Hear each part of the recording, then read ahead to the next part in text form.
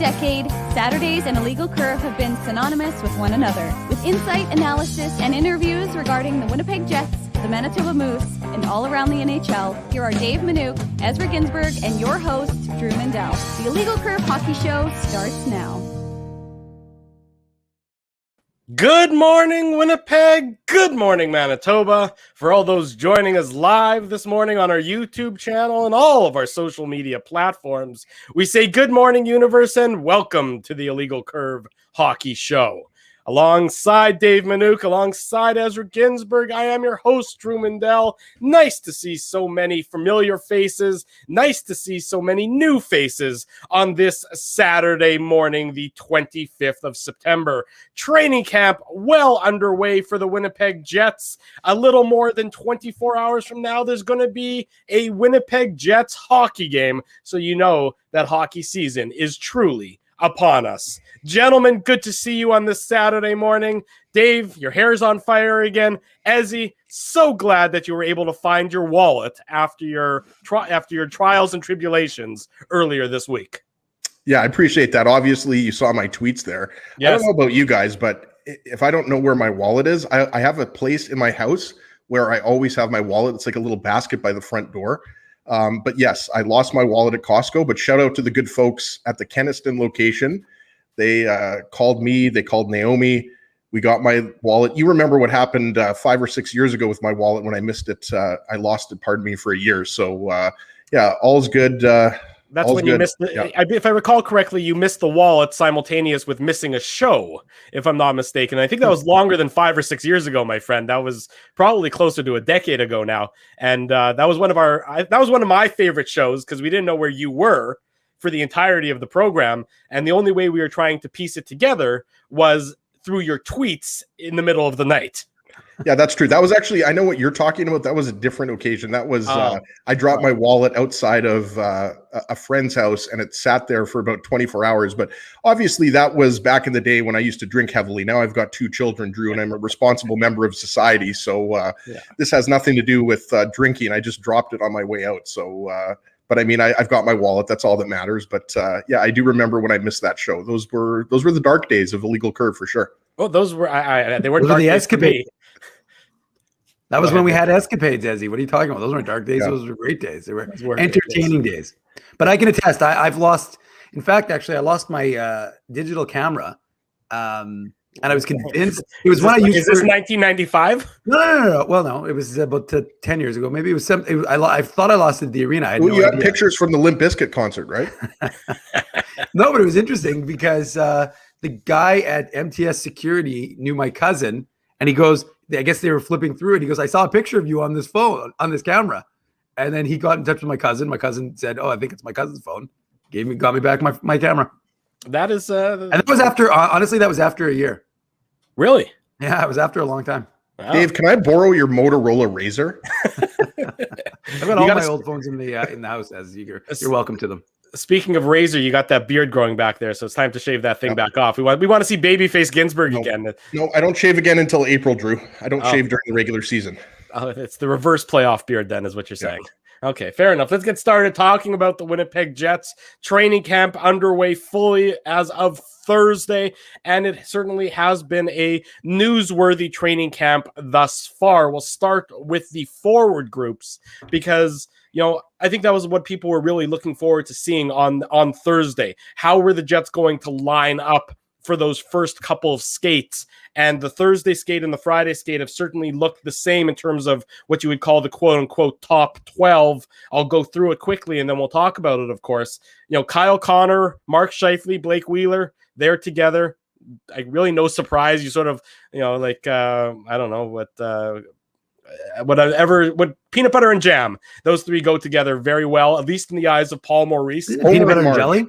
Peanut butter and jam, peanut butter and jelly, whatever you prefer to use, Dave. I'm not one to. Well, I wouldn't mix it for the record, but you're not a peanut butter and jelly guy. What about marmalade? Do you do marmalade? No. I actually do like marmalade. No. Okay. Well, you don't mix peanut butter. I like Marmaduke the dog too. The Marmaduke the dog too. That's good, but you're not putting him on a sandwich. He's a little too big for that. And then that second line is what I think is really gathered a lot of attention so far in Nikolai Ehlers, Pierre-Luc Dubois and Andrew Kopp. And that was sort of the one that, was most eye-catching. I would suggest that Andrew Kopp is in that second line left wing spot over a guy like Paul Stastny. A lot of people thought that was going to be Stastny's role given how last year ended. But so far, Stastny is playing a role alongside Adam Lowry and Christian Vesalainen on that third line for the Winnipeg Jets through the first 2 days of training camp. So it certainly is early, but you would have to assume that this is what Paul Maurice is somewhat envisioning, at least to start the season, if everything's healthy, if everyone's healthy and everyone continues to show well at training camp. And then finally, that fourth line, Jansen Harkins, Riley Nash, and then Svechnikov, who, of course, the Jets have brought over.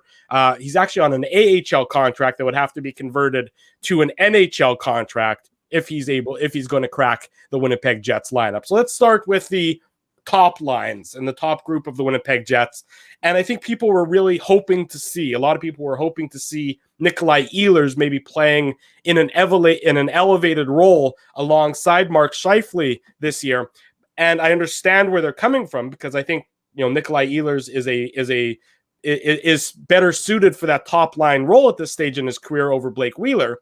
But at the same time, if Nikolai Ehlers can start to make some nice magic with Pierre-Luc Dubois, well, maybe you've solved two problems with one move in keeping Ehlers and Dubois together, and then the Connor Scheifele Wheeler line together, that the level of success that they've tended to have.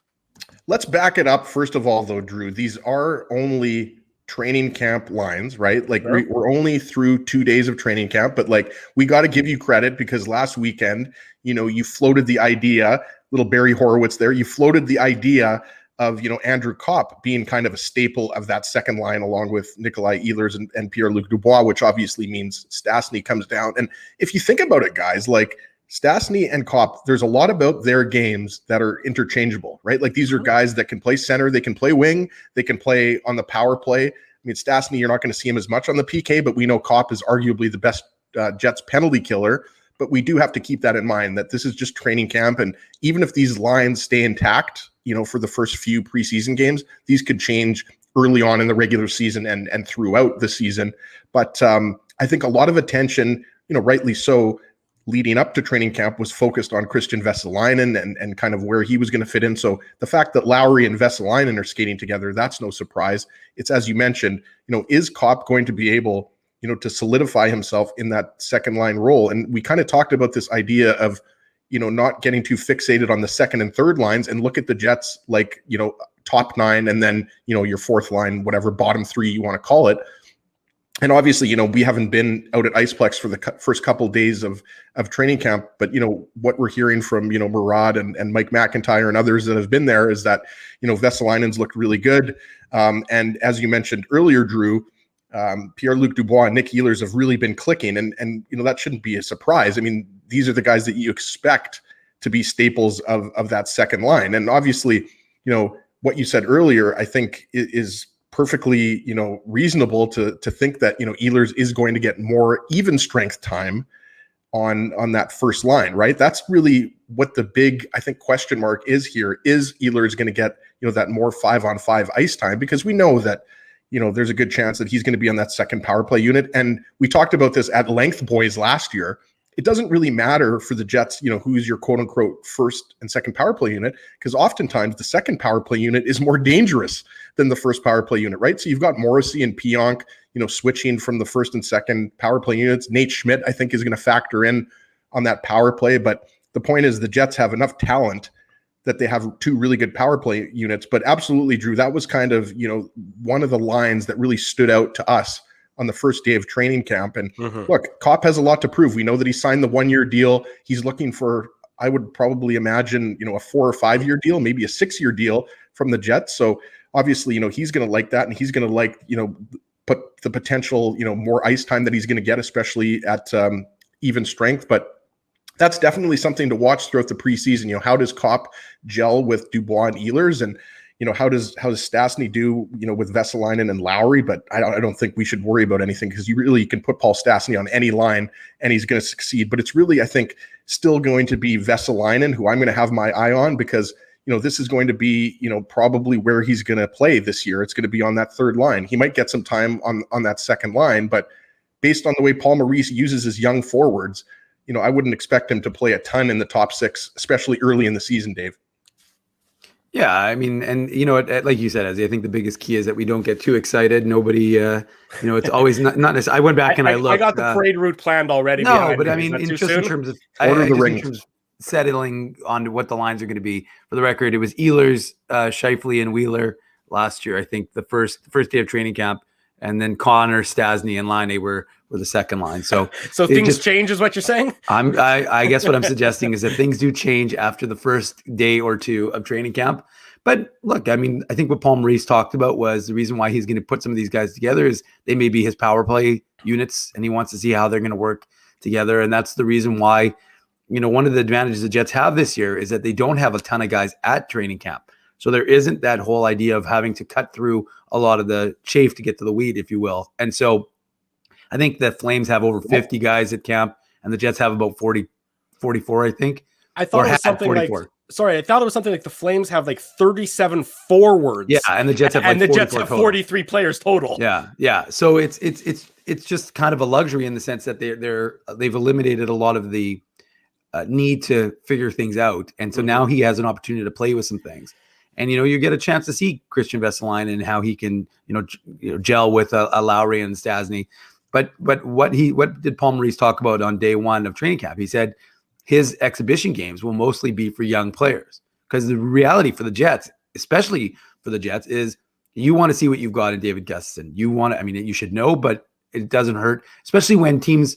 Remember, we know that sometimes it's unbalanced. Especially at home, teams tend to go with their more of a veteran lineup, and it means that you're especially if you're throwing your young players, a little bit to the wolves, but you have to give them that shot. Jets really need to see what they've got in Evgeny Svechnikov. We've heard some good reports from the first couple of days of training camp, but is he a guy who right now is on that fourth line with Riley Nash and Jansen Harkins? Maybe, but that's one of the things the Jets are going to try and establish is whether he'll be ready to kind of assume a new role with Winnipeg. He could be up on the third line. So we don't know, and that's one of the things I think the Jets are have that luxury. They know what they have in Ehlers. They know, it seems like Pierre-Luc Dubois, not really a surprise, I don't think, to many people. Some people doubted it, but I really do think like it isn't a surprise that he came back revitalized, ready to go, and kind of like a third person. Pierre-Luc Dubois is ready to be the best Pierre-Luc Dubois he is, and I'm not really. And honestly, I'm not surprised, because we said that at the end of we said it throughout the course of the summer that really, you're not really judging him on that sole year that with the Winnipeg Jets based on all of the situations that happened. You take it into account. But really, if he has a good summer of training and a good training camp, that's what you're going to really look at for this year. And I suspect that people are going to be very happy when they see what kind of Pierre-Luc Dubois the Jets are going to get this year. And so but it's still not a huge surprise. Jets don't really need to be like, okay, what do we have in this guy? They have a fairly good idea. You like the fact that they're using him at center, though. I think that's a good thing, because Drew, you made the point, and I reiterate, it's that idea of you didn't trade Patrick Laine for Pierre-Luc Dubois to keep Pierre-Luc Dubois on the wing. And Paul Maurice himself said he's going to be a center. So let him be a center. And that to me, especially if him and Ehlers are going to develop a chemistry, we get fixated on first, second, and third lines. And Pascal Vincent always used to joke about, I don't have lines, like there's no first, second, and third line. We just send them out. Yeah. And so the truth is, if they're fairly equal in terms of ice time or in terms of matchups, maybe it's a better thing for Nikolai Ehlers with, and Paul Maurice alluded to that last year, that he was playing the minutes that he was playing and having the success he was because of where he was placed. So maybe it's a better thing that, Wheeler and Scheifele and Connor are going up against, the top defensive pairing, and you've got Ehlers and Dubois going up against the second best pairing against the opposition. So there's a lot of things that are going to change, but I think really the focus, and we've talked about it in our first couple of shows, is on those younger players, the Christian Vesalainens, the David Gustafssons, Evgeny Svechnikovs, to see where they're going to be able to establish themselves. A guy like Jansen Harkins, who we really thought was going to kind of ascend to a spot, a full-time role last year with the Jets. What has his summer been to be able to give himself that really good shot to be a fourth-line center for this fourth-line player potentially for this Winnipeg Jets team on an everyday basis? So those are the things that we're really watching, not whether Mark Scheifele and Blake Wheeler have chemistry, because we don't need to establish that at this point in training camp. And Dave, just going back to Ehlers there for a second, like we know that just because Ehlers is on the second line, doesn't necessarily mean he won't, spend some time on the first line. But I think something to look out for is, what would make the most sense, right? Is if Ehlers is on that top line, Wheeler, bumps down to the second line, and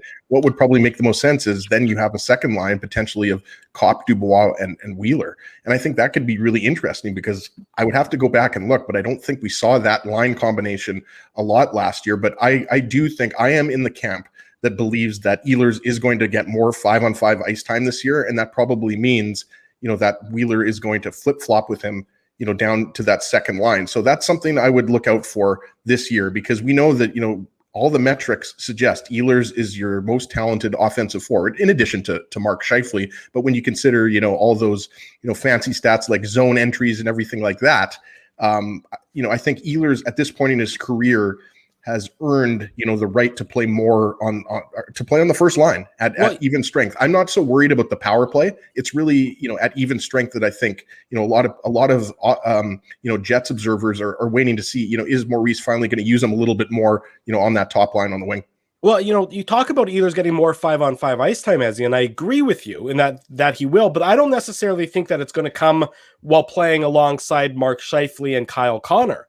If Dubois and Kopp and Ehlers form a solid trio, and it certainly seems through 2 days, so a big asterisk next to that, but if it seems like if they are able to produce, and they should be able to, I think you'll just see a more balancing of that top two lines for the Winnipeg Jets, because a 1A of Connor, if Connor, Scheifele, and Wheeler is your 1A, that it's likely going to be able to produce for you. It should be able to produce for you, unless, Blake Wheeler has hit this dramatic, fall off the cliff. And I actually expect Blake Wheeler to be better this year than he was last year. And then if you're 1B... He wasn't bad last year. He wasn't bad last year. He was playing through the injury and everything. So let's assume that he's got a full year of healthiness. I don't think that Blake Wheeler's going to be exactly what we think he's going to be. He's going to be right around a point per game. I think there's an attitude out there that Blake Wheeler is going to be an albatross on this team or on whatever line that he's playing on. And I don't believe that to be accurate. I think Blake Wheeler is going to be just as good, if not better, than we've seen on a regular basis. There's probably a natural aging decline, but I don't think it's going to be steep. Remember, Blake Wheeler has always been a late bloomer throughout his career. It's taken him longer than quote unquote typical to really develop and generate to where he needs to be. So I think he's been able to sort of avoid the natural aging curve for a lot of his career. Last year, I think there is an asterisk next to the rib injury that we heard about that was really impacting his play. Hold on a second though here. For the last several years though, Wheeler's play at 5-on-5 has been decreasing. There's no doubt about that. The numbers indicate that. So it's not just 1 year. No, that's fine, and that's fair. But I don't think he's all of a sudden. I think what Drew's saying is it's not as steep as it's going to. I know exactly what Drew's saying. But I think there's no. But as he's right too. There's no question. We can't have this debate, guys, anymore about Wheeler versus Ehlers. No. Ehlers is a better player. Ehlers is a better player. Period. Yes, I agree. Ehlers is undoubtedly a better player. But if I do think that Connor, Scheifele, and Wheeler is going to produce at a pretty high level, and that could then you get Kopp, Dubois, and Ehlers if they're producing at a very high level, and I expect that would be the case because Nikolai Ehlers just produces regardless of who he's playing with. He produces. He's a driving force on this Winnipeg Jets team, and so if that means that he can get Pierre-Luc Dubois even more comfortable and get Dubois producing like we expected when he was acquired from Columbus, or like we saw in the bubble against the Leafs a couple of years ago, well, that's just a boon for the Winnipeg Jets. And all of a sudden, you're not that concerned about, you just have two top lines that are a matchup problem for any team. And, if line A isn't going great today, well, line B is going to maybe pick up the slack for it. I don't see that. I don't necessarily. I think that Paul Maurice is hoping Ehlers and Dubois and Kopp can be together, can be a go-to line for him on the regular, like he has in previously with Connor, Scheifele, and Wheeler. Well, we know Connor, Scheifele, and Wheeler, though, Drew, have had their issues. Their advanced stats have not been good. That's true. So so Connor, Scheifele, Wheeler is not necessarily a line that I would, write in ink and say that that's going to be the line that we're going to see all year long. I think the point here, I think we all know the Jets have an excellent top nine. So the issue to me is not, that the Jets are going to have two great second lines, whether Ehlers is on the top line or the second line. That's a given. It's that Mark Scheifele is your most talented center. And are you getting the most out of Nikolai Ehlers, paired up with Pierre-Luc Dubois and Andrew Kopp? That's the issue. And again, we can move on here, but I think, that's why I think, it's so important for Nick Ehlers to get not necessarily more minutes, but to play with Scheifele. That's, I think, the point I'm trying to make here. Hang on, but here's my counter argument to that. I'm not sure that a line of Dubois, Kopp, and Wheeler is as successful as a line of Kopp, Dubois, and Ehlers. And I don't know that whatever advantage you're getting with a Scheifele, Connor, Ehlers line makes up for it. That would be my only comment. I'm not sure that if you have a Wheeler, Dubois, Kopp line, I'm not sure who the driver of that line is.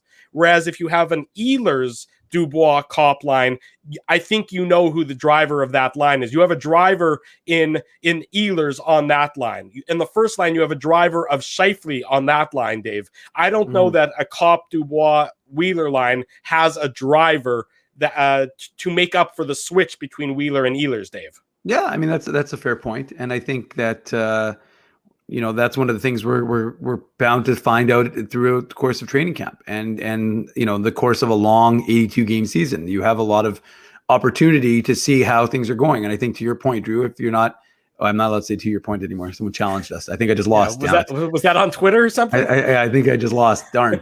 But I think take a shot. And it's ironic because I was like, I don't think I ever say to your point, but I think I did. I guess I just found out I do. We all have our verbal crutches that we tend to use. True.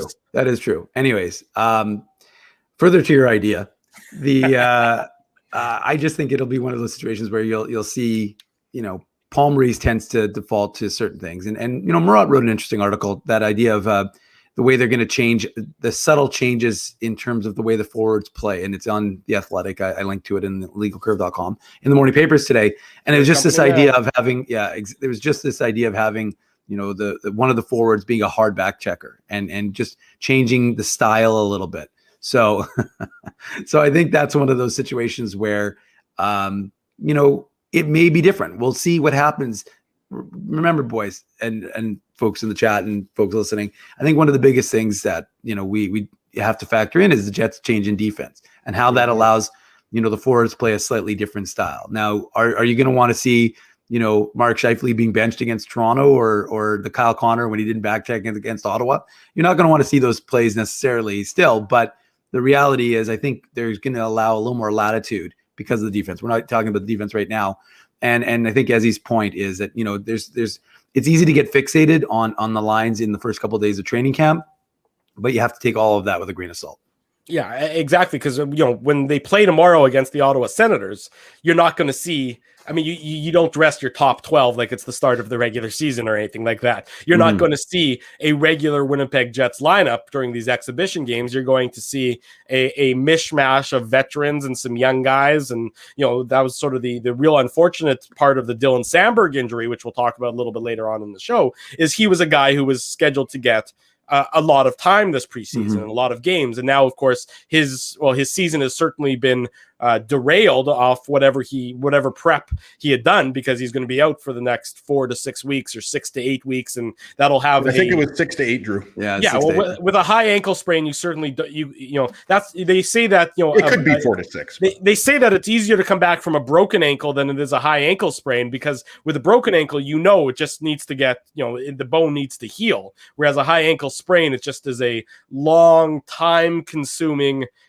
process that really you can't accelerate any more than whenever the ankle just feels strong enough. And for anybody watching on YouTube or listening to the podcast, you can go visit Drew at the Pan Am Clinic on Taylor Avenue. Yeah, I'm not a doctor, but I'll take a look, as I've been known to say on more than one occasion. But it's just I once bought that shirt for a friend of mine. My dad bought me that shirt once. It was really creepy. And the irony was he is a doctor, but yeah, Sheldon. No, Dave's friend. There you go. And in any event, thanks for derailing the entire conversation there, Mr. Minuk. That was really well done. But name of my dad's band, by the way, Derailed. Your dad's band is named Derailed? Yeah, because he's with some ex-guys that used to work for, I think, CN. Oh. Yeah. Okay, well, we're just learning all sorts of new things on this Saturday You knew my morning. dad was in a band. He's a drummer. I knew your dad was in a band. There's no question. I didn't know the name of the band, but now I know. Shout out to Derailed. Derailed. You can get their latest on Spotify, Apple Music, and YouTube Music, right? Something like that. But Drew, we didn't mean to make you lose focus. You totally made me lose focus, and whatever my genius train of thought was going to be, you guys have completely derailed me. In any event, this exhibition game, the exhibition season you're going to see a mix and match, but I do have to believe that, you look at this forward group for the Winnipeg Jets, and I do like the addition of Andrew Kopp to that second line. I think he has a higher offensive upside than Paul Stastny at this stage in his career. I would agree with that. Yeah. But Stastny and Lowry playing alongside Christian Vesalainen, well, Christian Vesalainen is going to learn from two great professionals as to how to where you need to be and how you need to succeed in that role. I just think that decision, which sort of came as a surprise to some people when training camp opened a couple days ago, and who knows if it's going to last, but that decision to see that trio together on that third line along with the trio together on the second line just makes a lot of sense to me. So far in training camp, I approve of the decisions that have been made for what that's worth. And I can assure you, Paul Maurice takes my opinion worth absolutely $0.00. Yeah. And we talked about this earlier. I think we all expected, Vesalainen to at least start, the preseason on the third line, and there would be a really good chance, that Vesalainen plays the majority of the season on that line with Adam Lowry. But you're right, Drew. I mean, I think Andrew Kopp has earned this, right? Like, Kopp was one of the best Jets forwards last year. I mean, obviously, Scheifele and Ehlers and Connor and Wheeler are the Jets' top forwards, but I mean, Kopp was really effective. And yeah, towards the end of the season in the playoffs, he maybe didn't get the offensive results that he wanted. But I think, the fact that he's been a loyal soldier since he was drafted, signs the 1-year deal, and it goes back to what we said earlier. I mean, there's a couple of guys in Kopp and Stastny that are interchangeable on those second and third lines. So every time Stastny moves back up to the second line, and that's the thing I would also mention to your point, Drew, is that throughout the season, let's assume, guys, that Kopp is kind of a staple of that second line. Well, whenever you need to move Kopp down to that third line, you can. So I think that's just another bonus and another advantage for Paul Maurice. Let's keep the Winnipeg Jets conversation and discussions going with our good friend, official television broadcaster of the Winnipeg Jets, back in Winnipeg from the summer palatial palace out on the left coast of Canada. Dennis Beyak joins us on the show. Dennis, good morning. Nice to see you, buddy. How are things? I'm good, guys. How are you? We're doing great, Dennis. Good. It's good to see you after the long off season. Yes. Training camp, 48 hours ago it began, and you can sort of feel the excitement. And, that excitement is probably palpable in all 32 NHL cities where, hope springs anew anytime a new season begins. And expectations for this Winnipeg Jets team, I think internally and externally, are pretty high after what has been, by most estimations, a successful offseason.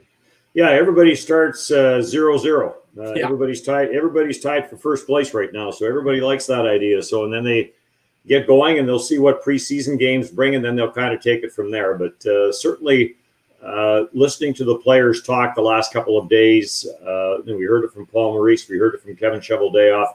Everybody very excited about what the off season was for the Winnipeg Jets, and Kevin Cheveldayoff made the point yesterday that he heard from a couple of players after he acquired Nate Schmidt and Brendan Dillon. So I think the players were very cognizant of where the areas of concern were for the Winnipeg Jets after that turnover on the back end.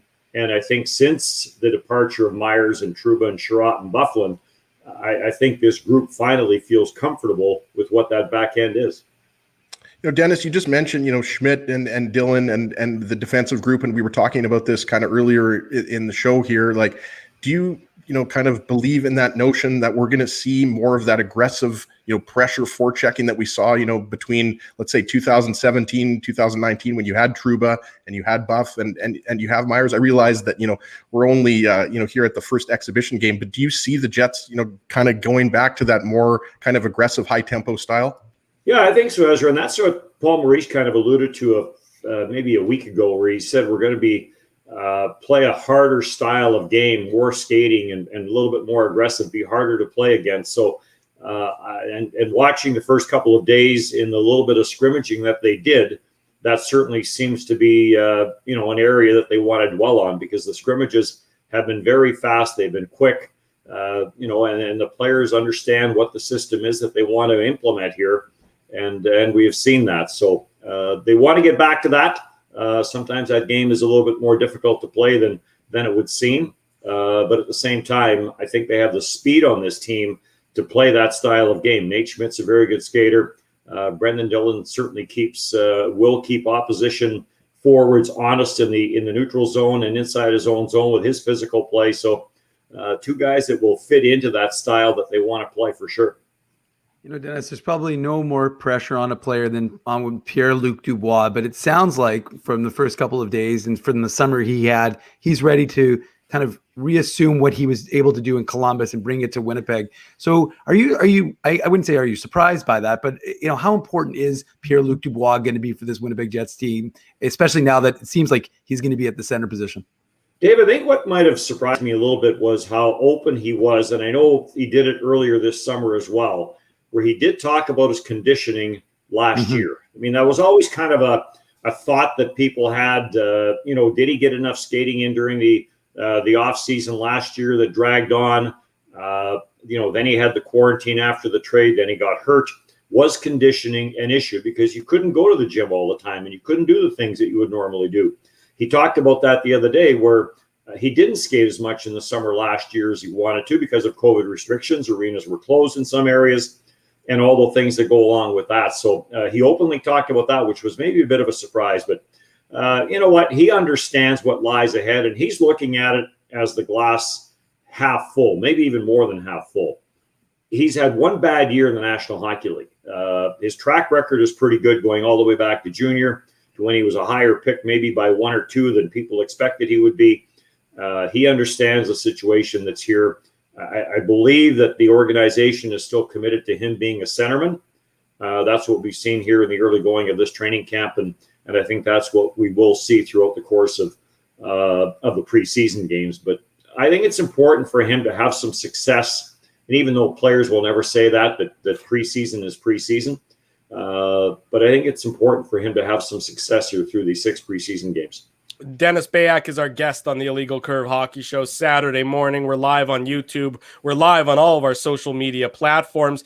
Dennis, you talk about that success, and it seems like anybody who plays with Nikolai Ehlers tends to get that success. Is Ehlers almost at this point a bit of a security blanket for Paul Maurice, in knowing that whomever he sends out with Ehlers is likely going to get a level of comfort and going to be able to produce, sort of like Connor Scheifele and Wheeler were over the last number of years for the Jets head coach? Yeah, I think we saw the evolution of Nikolai Ehlers last year, and maybe it was tied to Patrick Laine getting traded. And I don't mean any other way other than I think he did look for Patrick Laine a lot on the ice. And Nikolai Ehlers has a very good shot, and he's on a high right now, coming off the Olympic trials where he had a terrific tournament. Denmark gets into the Olympics, so we saw him the other day in the dressing room. He had a smile from ear to ear, and why not? Just very much looking forward to the start of this season. But he has become that very dependable player for Paul Maurice, and he understands the game very well, and never down on himself very much. And certainly, if you are looking for somebody who's maybe struggling a little bit, that's not a bad place to put him. And I think that part of this team is going to be a bit different this year because they've added some veteran players. You've got Nate Schmidt that's always smiling. Brendan Dillon seems to be a happy-go-lucky guy that understands what his role is. So you add that to the mix. Paul Stastny is back, who I think was really good for the dressing room. You put all that together, and maybe it won't be as hard for players to come to the rink and smile, even if things aren't going very well for them at the time. I think that's a very good point that you make there, Dennis. As Claude Noel used to say, there's lots of joy in Joyland right now in the first couple of days of training camp. I wanted to ask you about Connor Hellebuyck, because obviously that was pretty surprising news. That he had the COVID virus, he got that, and then he is now vaccinated. We should mention that, as is the rest of the Jets team. But what was kind of your initial reaction to finding out that Hellebuyck had COVID-19, and is this just a reminder really to the Jets organization and the rest of the teams across the league that even though 98% of the league is vaccinated, as Deputy Commissioner Bill Daly mentioned earlier this week, is it not just a reminder that this virus is still going to have an impact on the 21-22 season? Oh, no doubt. And I believe all the medical staffs of all NHL teams will be continuously reminding everyone, let's not let our guard down. And the NHL is in a good spot right now. As you mentioned, the numbers there for players that are vaccinated. Connor Hellebuyck, in hindsight, and he's the only one that can answer this, in hindsight, maybe he should have got his shots in July and taken care of that maybe earlier than he did. But again, that's, that was his decision. So, but more and more we're seeing it with the NBA, with Wiggins and other sports where this thing isn't going away. When Alberta in June declared the pandemic over, I think we've seen how that's turned out for them. Yeah. And that's why I think all the medical staffs in all sports and in life, we have to keep reminding ourselves that this thing is not over. Let's be careful. Let's do what we have to do and try and get a handle on this. I think we're still going to be dealing with this. I mean, schedule-wise, and from that end of it, from the National Hockey League, I think by next summer, the hope is that we're back to, after the draft being later than what it normally would be. But after that, I think everybody's hoping that we're back to a bit of a regular schedule. This year, of course, is being a bit spun around with the Olympics and everything else. But we can't forget that this COVID-19 is still here. It has not gone away. Yeah, absolutely, Dennis. And, one of the things I find interesting, and I'm curious about your take on it, is we talked about a little bit earlier in the show, the idea that the Jets don't have as many guys in training camp as they normally do, and what that means for Paul Maurice and being able to kind of establish what his lineup, like the Flames have almost as many forwards as the Jets do total guys in camp. So how much of an advantage will that be for Paul Maurice, kind of not having to cut through so many players and being able to kind of take a look at the guys he wants to look at? There's not a coach in the National Hockey League that likes a big training camp. Yeah. The last thing they want to be dealing with 75 or 80 players at training camp. Excuse me. And that's happened over the years where in some cases you want to have a look at a lot of young guys and it's all right. You got to be choked up there. And they kind of go from there. But I think coaches like a smaller group. They like to be able to have a look at what they have as early as they possibly can. And then kind of go from there. So I do think it's an advantage. I think you can get into systems a lot quicker than you normally would. They are spending some time on scrimmage because I still do believe that's when you really get to see what a player can bring to your organization and to your team. So they are spending some time on scrimmage. They are trying some different line combinations. But I think if you talk to all NHL coaches, I think if they had a training camp of about 35 or 40 guys, I think that would be perfect for them because they do want to see the next group. They want to see the 5 or 6 guys that if they do run into injuries during the course of the year, they do want to see those call-ups because they want to know what to expect from that player. But having 10, 12, 15 invitees or all of your junior drafts going back the last couple of years, coaches aren't that big on that. Dennis Beyak, our guest on the Illegal Curve Hockey Show, Saturday morning. We're live on YouTube. We're live on all of our social media platforms. Dennis, we've talked a lot about sort of the top lines, and you look at that third line that's now got Stastny and Lowry as the veteran presence there with the young guy in Christian Vesalainen. In your mind, knowing what you know about Vesalainen's skill set, do you like that fit for him there? And how much sort of how beneficial do you think it will be to him just to be able to learn from two really smart players, two really veteran guys who know how the NHL works? How beneficial will that be for Vesalainen on his development this season? Well, very big from both sides of it. Certainly from his standpoint, given the opportunity to show what he can do. But the Winnipeg Jets want to get a real good grasp of what they have in Christian Vesalainen. And to throw him on a fourth line and put him in a situation where he's not going to play much, I'm not sure that answers that question. So for now, anyway, he's going to get elevated in the lineup. He's going to get the opportunity to play with some veteran players. And now it's up to him to grab the ball and run with it and show this organization that I can play in your top 9. I can play the offside. That's a new position for him.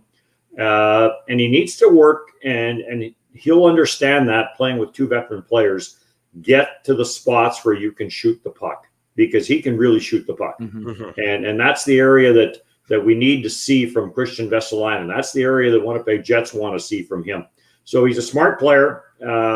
He understands the situation that he is in, and he understands how important this training camp is for him. So certainly playing with veteran players is a huge benefit to him, just mentally knowing that on the bench, he's going to get some instruction from those guys as to where he should be in this situation, where he should be in that situation. Dennis, we just talked about Vesalainen, and we've talked about, some other players. Has there been any other, player or players that, have really caught your attention or you've been focused on? I realize that, that's a very open-ended question, and we're only, a couple days into training camp here, and you're going to be, out at Iceplex this morning, after jumping on with us. And again, we appreciate that you, stayed home for an extra few minutes before you headed off to Iceplex. I couldn't turn down the money. Exactly. About that, Dennis. But yeah, has there been one or two players that you can mention that have really kind of stood out for you in terms of maybe having a bit of a a different look or approach from last year? Well, stand out and watching are kind of two different things. So I'll start with who I kind of been trying to get a look at. You want to see some of the new guys. You want to see Riley Nash. You want to see Brendan Dillon. I think we saw enough of Nate Schmidt last year with Vancouver that. And when he was with Vegas, we have a pretty good handle on what he brings. Brendan Dillon, of course, back to his days in the Western Conference. But so some of the newer faces you want to have a look at. The other one I've kind of kept an eye on is Svechnikov. I think there's an interesting story there and a storyline that kind of needs to be watched because this guy's a very skilled player. And if he can get his game back to where it needs to be, if he can be healthy and get his game back to where he needs to be, he might be a guy that in 10 days or in 2 weeks that we're spending quite a bit of time talking about. So that's one of the areas that you keep an eye on. And then even on the back end, you always look and see how the young guys, really unfortunate for Dylan Samberg. You never want to see anybody get hurt at training camp. There was no training camp last year. He was looking forward to getting into some preseason games. And now this happens. And unfortunate because this was a big camp for him as well. And even Ville Heinola, although Heinola has got a bit of a step on there because he's played some NHL games. So I think the organization has a better handle on what he can bring. And then you watch Eric Comrie and see how he's going to do in that backup role. Although that's going to happen in the preseason games, not now. But it's more the new faces that you kind of keep an eye on now. I mean, Cole Perfetti does things. He always had an old adage, never look down at a program to find somebody. That player, if you're interested in that player needs to stand out and you need to say, oh, geez, who was that player? Cole Perfetti's done some real good things. So, and then the veterans, Nikolai Ehlers has been good and Kyle Connor's been good. They're all good, but they should be at this time of the year. So, but it's more the new faces that you keep an eye on. Dennis, isn't that one of the biggest advantages for this Winnipeg Jets team with the moves that Kevin Cheveldayoff made over the summer is that opportunity to insulate the young guys, not have to thrust them into roles and give them the opportunity to continue their development at the AHL level. I know we live in an instant gratification society where guys have to be in the NHL immediately, but to give a guy like if Heinola can't crack that top minutes with the Moose, to give David Gustafsson that same opportunity, to give Simon Lundmark that same opportunity, to give all of these young guys to not have to force them to have that high pressure of the NHL. And I just think it's such a good opportunity that this Jets team hasn't really had in the last little bit is not to have to use those young guys in those roles. All those young guys come in with that same attitude. I'm going to make this team. There's a spot there. I'm going to make the team. But you're bang on. Good organizations don't rush players. They don't put themselves in that situation where they have to rush those guys. Cole Perfetti can still play junior. He's 19 years of age. So there's no rush for him to get to the National Hockey League as much as he would like to get there. Same as Lundmark. Lundmark's done some good things here in the early going as well. Handles the puck really well. But those guys, Gustafsson's another guy. Yesterday was a really good scrimmage for him. It seemed like the puck was following him around. So those guys will all get a look. Paul Maurice touched on that. The first 3-4 preseason games, it's going to be a very young lineup. So they're going to get a chance to see what they can do at the NHL level. But you never it's important for young players to play, especially the skilled players. Cole Perfetti playing on a fourth line, not playing every game, that's not going to help his development. He needs to play where he handles the puck as much as he possibly can. Now, that's not to say that he's not going to find a spot on the Winnipeg Jets roster. Once we get into preseason games, it's wide open for all those guys that you mentioned. So it's up to them to jump ahead of other people. You know, we talked yesterday about Sami Niku. That's what happened with Sami Niku. He got jumped on the depth chart by Dylan Samberg, by Billy Heinola, and all of a sudden that opportunity that was there, it was gone, and that's how quickly it disappears. So players understand that, but at the same time, the organization knows that rushing a player into the lineup in the long run doesn't help you. And some of those players that we talked about certainly will start with the Manitoba Moose. They'll get the opportunity in the preseason, and then who knows during the course of the year with injuries and with COVID and everything else, what kind of an opportunity they get to play. Dennis, we'll let you go on this last question. You know, it's the holdover from this Jets defense from a few years back is, of course, Josh Morrissey. Are you expecting that we're going to see sort of a return to form for Josh Morrissey, given the reinforcements that have come on the Jets blue line? We know that, you know, shouldering the burden of being the last man standing after you lose Sherratt, Trouba, Myers, Bufflin was a lot for the young player. We know that last year in this offseason, of course, he lost his father, and that's obviously very difficult.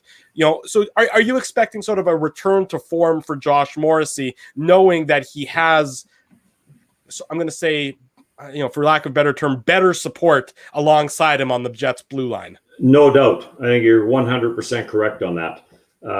There's a bit of a smile on Josh Morrissey's face when he looks around, and he's playing with Nate Schmidt right now, and that's probably going to be where they start. You go back to the outdoor game in Regina and go back then to the outdoor game here in Winnipeg. Josh Morrissey was the only defenseman left in that 3-year stretch, you know, and there was such a turnover on the back end. There was a lot of pressure on him. He looked around the room and said, wow, I'm the only guy that's still here. And now all of a sudden there is that support. He can look around at Brendan Dillon, and he can look around at Nate Schmidt, and Neil Pionk was a real good addition. Then you got, you know, Dylan DeMello that's steady back there. Nathan Beaulieu is healthy and back. So there's no doubt. I think Josh Morrissey can concentrate more on his game. It was a tough winter for him last year. There's no denying that with what was going on with his father, the fact that he couldn't see him as much as he wanted to, and everything else that goes along with that. So, and then you add what you were talking about, the veteran defenseman that they've added back there. He's walking around with a bit of a smile on his face, and why not? And I think it will be an easier year for Josh Morrissey, just from that standpoint.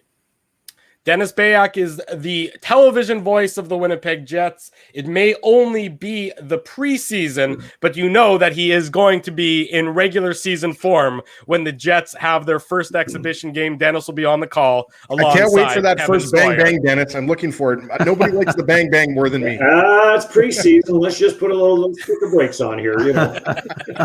Thanks, guys. Thanks, Dennis. All right. Take care.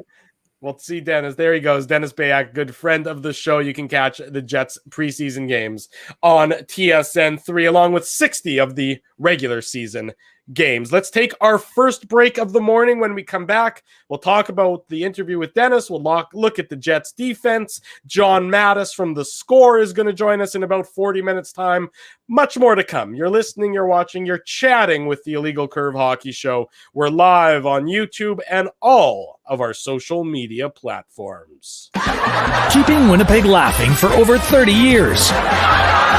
Rumors, Canada's longest-running comedy club, bringing you the biggest laughs from the best comedians on the planet. Jerry Seinfeld, Chris Rock, Jon Stewart, Dennis Miller, Brad Garrett, the greats, and all the up-and-comers too. When was the last time you laughed out loud? Make it a great night out with friends, or book your office or birthday party. Even a fundraising event at Rumors. Get all the details and dates on upcoming shows at rumorscomedyclub.com.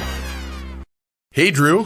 Ezzy, whoa, what a smile! Yeah, I got my crowns done at Linden Market Dental Center, and they whitened my teeth. I see. They're so bright that every time I smile, they go, "We have hockey tonight. Do you have a mouth guard to protect those pearly whites?" I sure do. Whoa, they even ting through the mouth guard. Linden Market Dental Center covers all your dental needs, from restorative to cosmetic dentistry, and will fit you with a sports guard for that active lifestyle. 877 Waverly. See lindenmarketdental.com. Hi, it's Drew from Illegal Curve here. Selling your home can be stressful, but it wasn't for me. Thanks to my friends at Zappia Group Realty, they made the process so easy. My home sold within 48 hours and with multiple offers. Zappia Group Realty took care of everything with their exquisite customer service and attention to detail. If you want to sell your home for more in less time, get started by talking to Frank and Mauro Zappia of Zappia Group Realty. Online at zappiagroup.com. While you can't always count on your team winning, nor your favorite player scoring, one thing you can always count on is Bernstein's Deli. They've expanded their services because the team at Bernstein's Deli wants to accommodate your needs and keep you safe. Open Tuesday to Saturday from 9 a.m. to 6 p.m. to serve you. Head to your phone, in-store or online to shop for groceries or order meals from the restaurant, like the legendary Illegal Curve sandwich. Just go to bernsteinsdeli.com. So you're a pizza person, you married a wing person, but somehow your kids are salad people. You can't pick your fam, but you can pick your BP meal deal, starting from $18.99 for takeout or delivery at bostonpizza.com. Saturday morning, we're back with the Illegal Curve Hockey Show. We're live on YouTube, we're live on Twitter, we're live on Facebook, and of course, it's available for podcast shortly after the conclusion of the show. While you're here, if you haven't yet done so, be sure to smash that like button, ring that subscribe bell, give us a thumbs up, whatever I've missed, also do that as well. That way you'll get alerted each and every time we go live here with the Illegal Curve Hockey Show. We're going to just make a quick note. There won't be any post-game show for the preseason games. We'll start those up on the Jets opening road trip out west to California. So what's that, about 2.5 weeks away, I think? Yeah. Is that the 13th of October? Yeah. Okay, there you go. October 13th. That's a Wednesday night. Anaheim. We're gonna burn the midnight oil after that Jets-Ducks game with the Illegal Curve post-game show. That's returning this year. So you can stay tuned for that. Join us after each and every Winnipeg Jets game, and we will, of course, break it down after the game and then break it down again on Saturday morning. Always great to hear. I'm going to throw the, sorry, Drew, just quickly say, I'm going to throw this out there. It is weird. And I realize that the last year and a half has been weird with the pandemic. And, last season started in January. But in a normal season, the fact that the Jets home opener is October 21st, 10 days from Halloween, it just seems like that's a late home opener. But obviously, we're going to have to wait, till the fifth game for a home game. I just wanted to throw out there that, it seems like still a long time away. It's about a month still. It's true. It is a little less than a month. That's good math on your part there, Mr. Ginsburg. Always good to hear from Dennis. And, this Winnipeg Jets team, the whole organization seems to almost have a feeling of a little bit of like rebirth around them right now, Dave. And I know that, like I said, hope springs eternal anytime it's the preseason, but you can just sort of feel the rejuvenation that is permeating throughout the dressing room, permeating throughout the entire organization with all of the additions, especially the ones on the back end. And that's where we're going to shift our focus to the defense, because the defensive pairings have been sort of established through the first couple of days of training camp. Josh Morrissey along with Nate Schmidt. And you can see that being just such an up-tempo, a go pairing, given how well they both skate, given how they're both sort of offensively inclined. Then you got Brendan Dillon and Neil Pionk. And Brendan Dillon definitely made himself known early in training camp. Couple big hits. He had Kyle Connor lined up for one that he wisely backed off on because he could have really done some damage to the Winnipeg Jets winger. And then that third pairing of Logan Stanley and Dylan DeMello, and DeMello just being such a good security blanket for a player who had a really nice year last year in Logan Stanley. So just the difference in the defense, the six names I just mentioned, never mind Ville Heinola and Nate Beaulieu, who I haven't really mentioned yet, versus what the Jets have had the last couple of years, the difference is just so overwhelming. Yeah, there's no question about it. And we've been talking about it all summer, and now you're actually seeing it come to fruition, is that, these guys bring a presence. Brendan Dillon, who may be my new favorite interview because he's constantly calling himself Brendan Dillon's going to be the best Brendan Dillon. Like I think that's going to be very entertaining throughout the course of the season. Jimmy's going to get you, Kramer. Yeah, Jimmy's exactly. going to get you. Jimmy's got to jump. So I think that you're seeing what these guys. I think Dennis just talked about it. That idea of Josh Morrissey's looking around and it's not all on him, or as Trebek once said, all eyes on me. I think it's a function of. I didn't have Dave dropping 2-pack in my illegal curve bingo card this morning, as he. All right, well, every once in a while. So I think me rolling, Drew. I think it just becomes a function of what I talked about with Dennis, which was that idea of insulating the younger players, not needing Dylan Samberg, regardless of the injury, which obviously that high ankle sprain is brutal. And like Dennis said, especially for a guy who was going to come and have it really his first Jets training camp, it just is brutal for him. But the truth is, you didn't want Dylan Samberg having to he wasn't going to be in your top 6. He was going to be with the Moose. Johnny Kovacevic, same thing. Ville Heinola is the only question mark for me. People are already just assuming he's down on the farm. I don't know that yet. I would say that Ville Heinola still has a shot. So I wouldn't, say that. And again, I'm not going to say it as a bad thing that Ville Heinola, if he has to play with the Moose, it's necessarily a terrible thing. I'm just saying you don't want Ville Heinola sitting in the press box, playing every third game. Day 3 of training camp. Right, exactly. Point, so, right? Dave, yeah. let's not set anything in stone. That's right. Aside from the veterans, I mean, let's just take a step back. I mean, there's a good chance that Ville Heinola plays with the Moose, but let's just relax here a little bit. Absolutely. And that's the whole point. I think that we know, I guess what it comes down to is the established veteran guys, Pionk, DeMello, Morrissey, Schmidt, and Dillon. Those 5 are set in stone, right? Mm-hmm. There's no issue there. And from the Jets' point of view, what a luxury that is to have 5 established defensemen set in stone. Logan Stanley seems like he's fairly entrenched, but like I said, if there's one spot that's available, I would say that Ville Heinola could gun for that one spot with Logan Stanley. That's why I wouldn't write his name as he said earlier in the show. You don't write necessarily that one in pen. Sure. Maybe it is, maybe it isn't. We'll see. And again, lots can happen between day 1 of training camp and the start of the regular season. But it's such a huge, to your point, Drew. Oh, damn it, I said it again. But to with the idea of, it's that idea of this there's a rebirth with this Jets defense that we haven't seen. And you had the forwards, you have the goaltender, and now you have the defense, and they're feeling good about themselves, and with good reason, because there's a much more solid core. You don't have to kind of you have a top pairing defensive group that would be in the top 5 of the NHL. No, Morrissey and Schmidt aren't going to be considered a top 10 defensive pairing. But every defensive pairing. I think the Jets D though is probably top 10 though, Dave. Well, that's what I mean though. But I'm saying collectively, this group, some of their parts, right? That's right. Is now a much better totality than what we've seen in the past, and I think because of that, it's all come together for this Winnipeg Jets team. And just last point for me, that idea of insulating. So those young guys like a Simon Lindmark, Johnny Kovacevic. Dennis said it, and I agree. There's going to be injuries. We see it every year. Guys get injured. You're going to have to call these guys up. They'll get games in the NHL. So Kovacevic, he's going to play in the NHL. I think Samberg's going to play in the NHL. Heinola's going to play in the NHL. All these guys are going to play NHL games. But you're not rushing them in and saying, okay, you need to play 25 minutes and save this team because, we just lost our top guy. Well, to your point, sorry, Ezzy, I mean, the sort of rule of thumb is you need 10 NHL defensemen to get through a season. And, you look at, Niku being subtracted off the roster, this contract being mutually terminated earlier this week. And you look at the injury to Samberg now, you do wonder if the Jets are maybe a little thin when it comes to veteran defensemen on the back end. Beaulieu obviously is going to be your 7. There's no, I don't think there's any question about that. He's a guy that could, if everything works out great for the Jets all season long and Nathan Beaulieu sits in the press box all year long, not great for Beaulieu, but he gets paid his NHL salary and it's not bad for the Winnipeg Jets because of where, that means that things are healthy.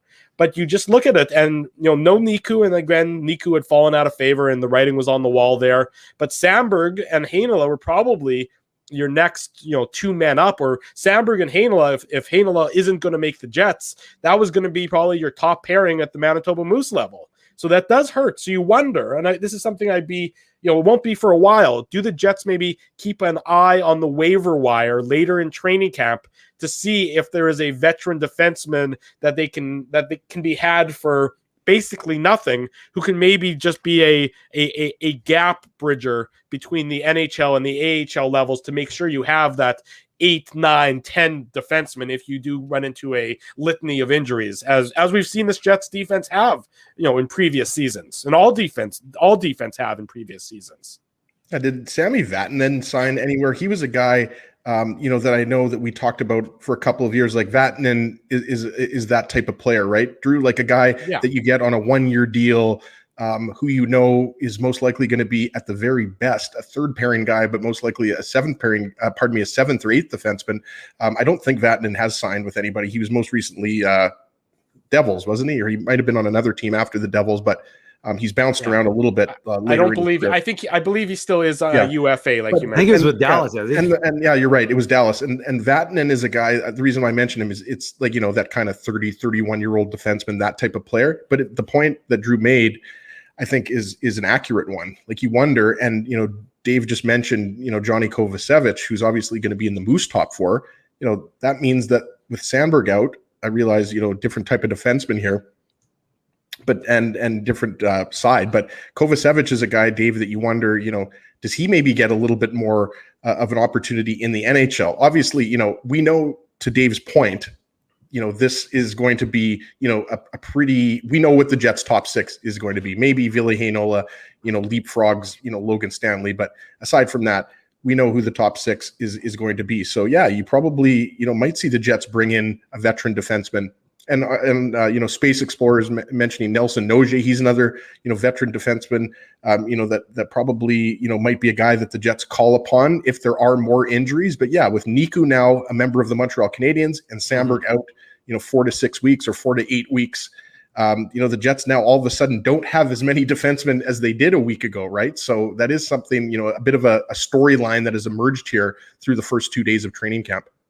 I was going to see Nogier. I mean, Nogier was a staple of the taxi squad last year. He played 12 games in total last year with the Manitoba Moose, sort of in the same role like Dominic Toninato, who only got into about 12 games or so last season. So, you wonder where he's at this stage of his career. But Nelson Nogier has certainly been he's been a fixture of the organization for so long, but a guy who does some decent things at the AHL level, but is clearly almost, if you want to use a baseball reference, at the quadruple A level, where he's not quite NHL level, but he's also probably pretty good at the AHL level, not quite able to break through that ceiling. But that's another guy. And then I can see that Charles Shaw in the chat room here is naming some other veteran defensemen who are still UFA. And I don't think it's really a huge thing that's keeping Kevin Shoveldayoff up at night, but it is worth noting that the Jets, are a little bit thin on the back end after you get through, I'd say, number 8. That would be probably where you can get to with Beaulieu and Heinola being included there. One thing I'm looking for, and we talked to Dennis about this a couple minutes ago, is Josh Morrissey. I'm going to keep a close eye on him during training camp and certainly the start of the season, because I think that I don't ever believe Josh Morrissey is as bad as some of the advanced stats and the analytics would say he has been the last couple of years. I think he was a quality player who too much was asked of him, and he was almost put in a bit of an impossible situation. And that's really, I think he was dealt a bit of a bad hand just by the fact that the Jets lost so many defensemen. I'd expect Josh Morrissey to have a better season this year and really bounce back. And is he ever going to be fully worth the contract that he signed? I'm not sure that he's going to be full value for that, but that's not his fault. I'm looking for him to have a better year.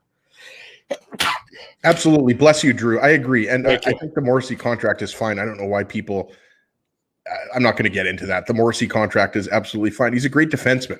And I mean, yeah, did the numbers take a bit of a hit last year when you talk about, expected goals for and against? Yes. But playing with Tucker Poolman, no offense to Poolman, I've always been a big fan of his, since the UND days, but, he didn't have a very good year last year. And obviously he got himself a contract with the Canucks, but we know that, Tucker Poolman, especially when you go against, the Toronto Maple Leafs offense or the Edmonton Oilers offense, like they did last year in the Canadian division, a guy like Poolman, he struggled, right?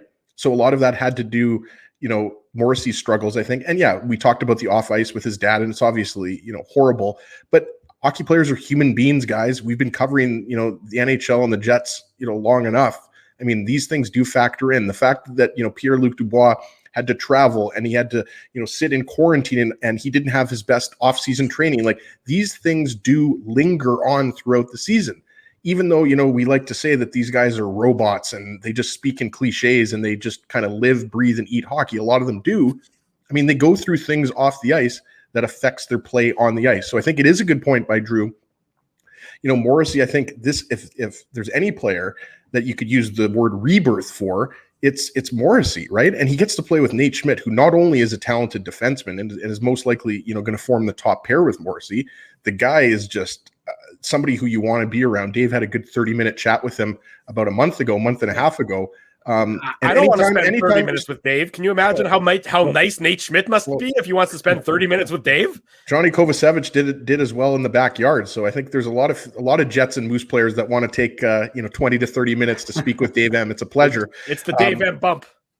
Absolutely. But yeah, Morrissey is a guy that, and again, I think he might be a bit of a long shot to make Team Canada, but I do think he is on that radar. I really do. I think it's going to be very tough, to crack that, especially when you consider, some of the younger defensemen like Cale Makar, who weren't options for, Team Canada, obviously, last time they participated in the Olympics.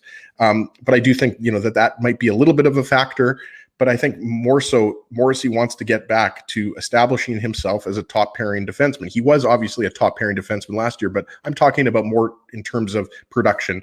And I think having a guy like Schmidt with him will help him just as much offensively as it will defensively. So yeah, I'm with you, Drew. I mean, I'm a little bit biased. I've always been like a huge Morrissey fan. I think the guy not only is he just a good person, the guy has a good head on his shoulders, and he's just a smart hockey player.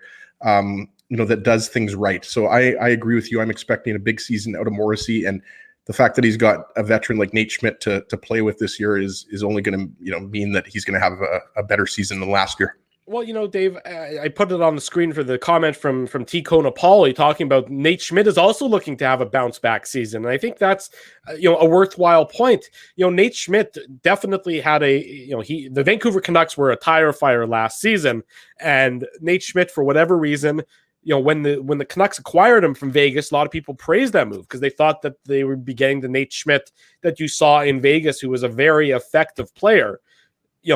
He wasn't that in Vancouver. Is that his fault? Is that the organization's fault? Is that the entire Canucks team last year? Time will tell. But Nate Schmidt is another guy on the Jets back end who is looking for that bounce back. He's looking to get into a comfortable situation where he can really sort of settle in. I mean, look, he's under contract for the next 4 years. Mm-hmm. So the Jets are counting on Nate Schmidt to seamlessly fit next to Josh Morrissey, because Morrissey's under contract for the next, well, at least I think it's 7 years, including this season. So, if Schmidt and Morrissey can make some beautiful music together this coming season, that's hugely important for the Jets, because could be a good name for a country band, actually, Morrissey and Schmidt, like Hall & Oates or something like that.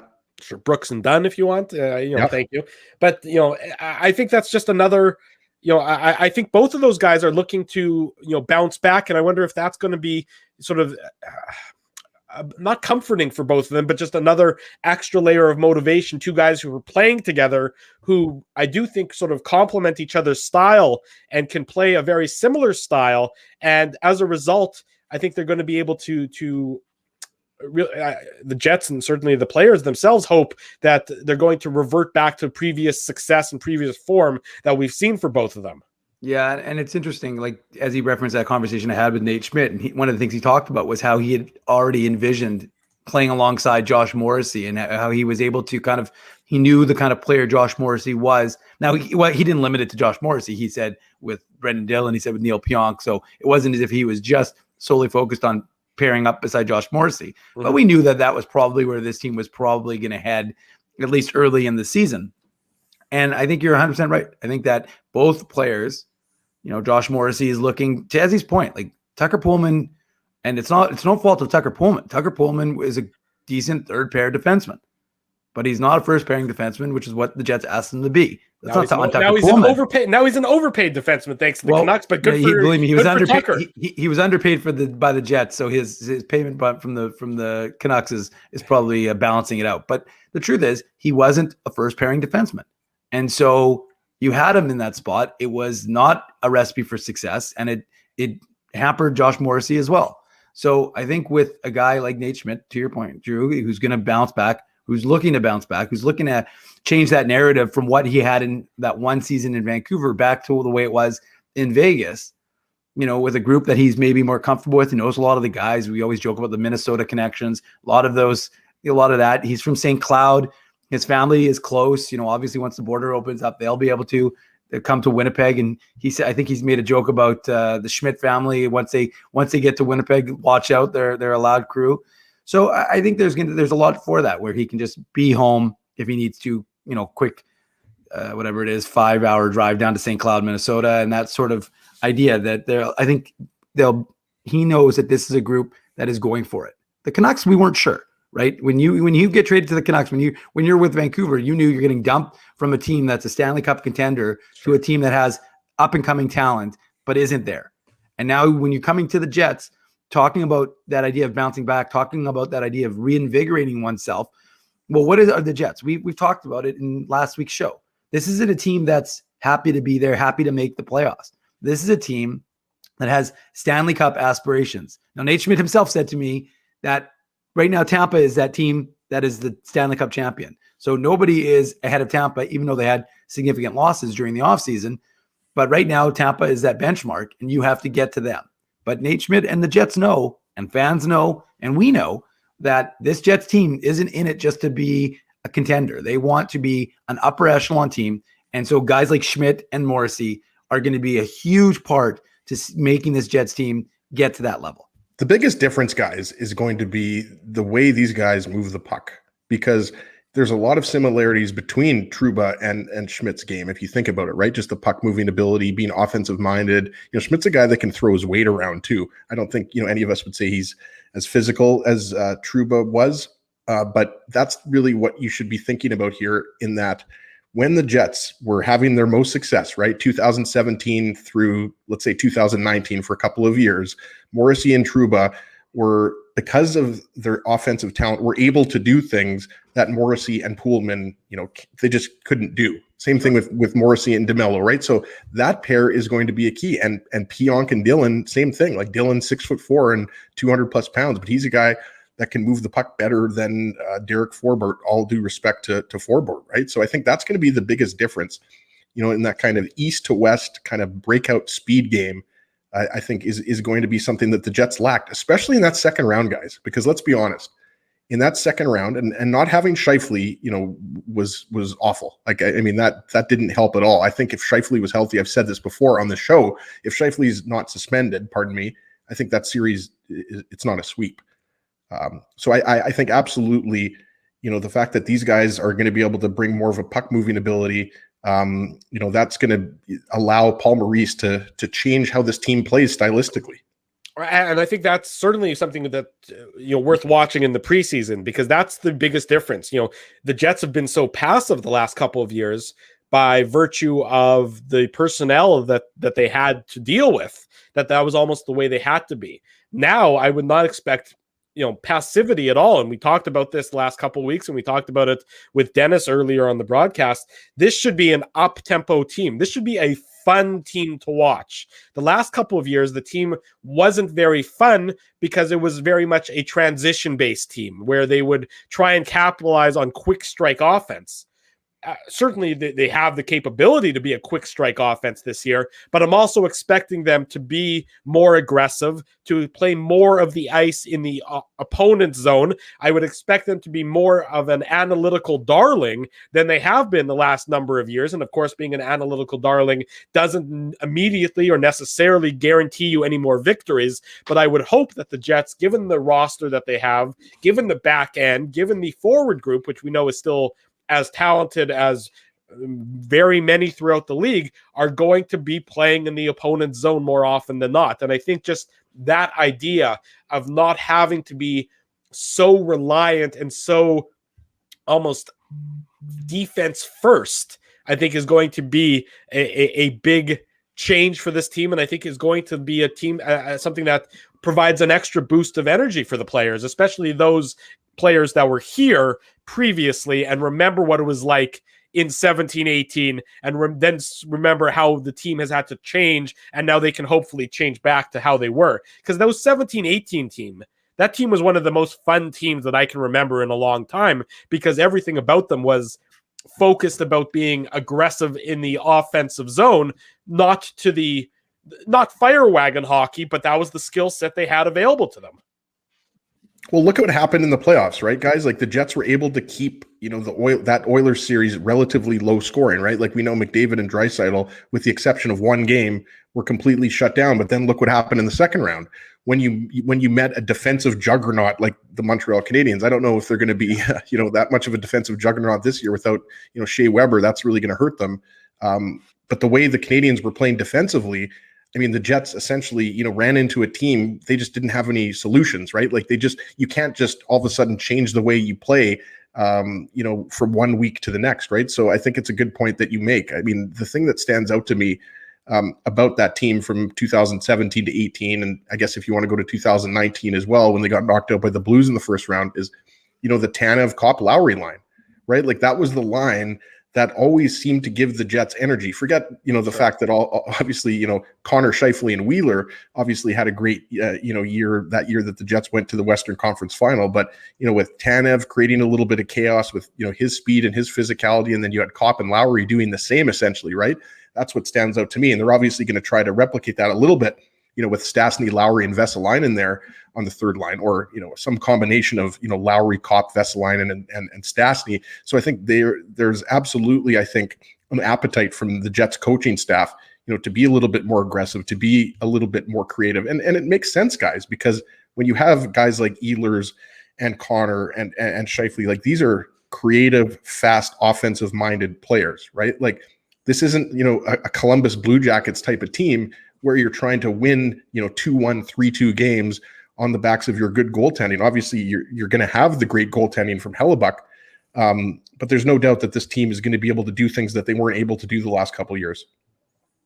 Yeah, exactly right, Ezzy. I mean, I think that's the part that's going to be most interesting to watch, and that's why, I'm glad that Paul Maurice sort of acknowledged that in some of his early comments, Dave, saying, the personnel has changed. I need to change my system. I need to change how we are playing as a result.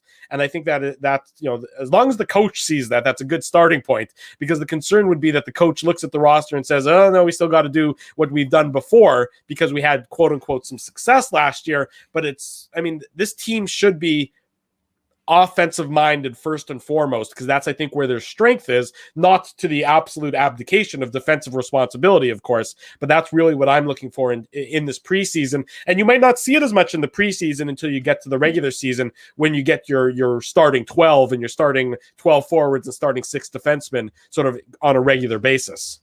Yeah, no, there's no question about it. We've talked about how they're going to be using a lot of the young players and as best they can. Obviously, a guy like Dylan Samberg won't be available, but you're going to see Svechnikov, you're going to see Gustafsson, you're going to see Perfetti. Those are the players that are likely going to be playing quite a bit of ice. And so, you're to the idea that, Drew, that we're looking to see certain guys, you're going to see that closer towards the end of training camp, when, as they've sent some guys down to the Moose will have their own training camp coming up probably in about 10 days.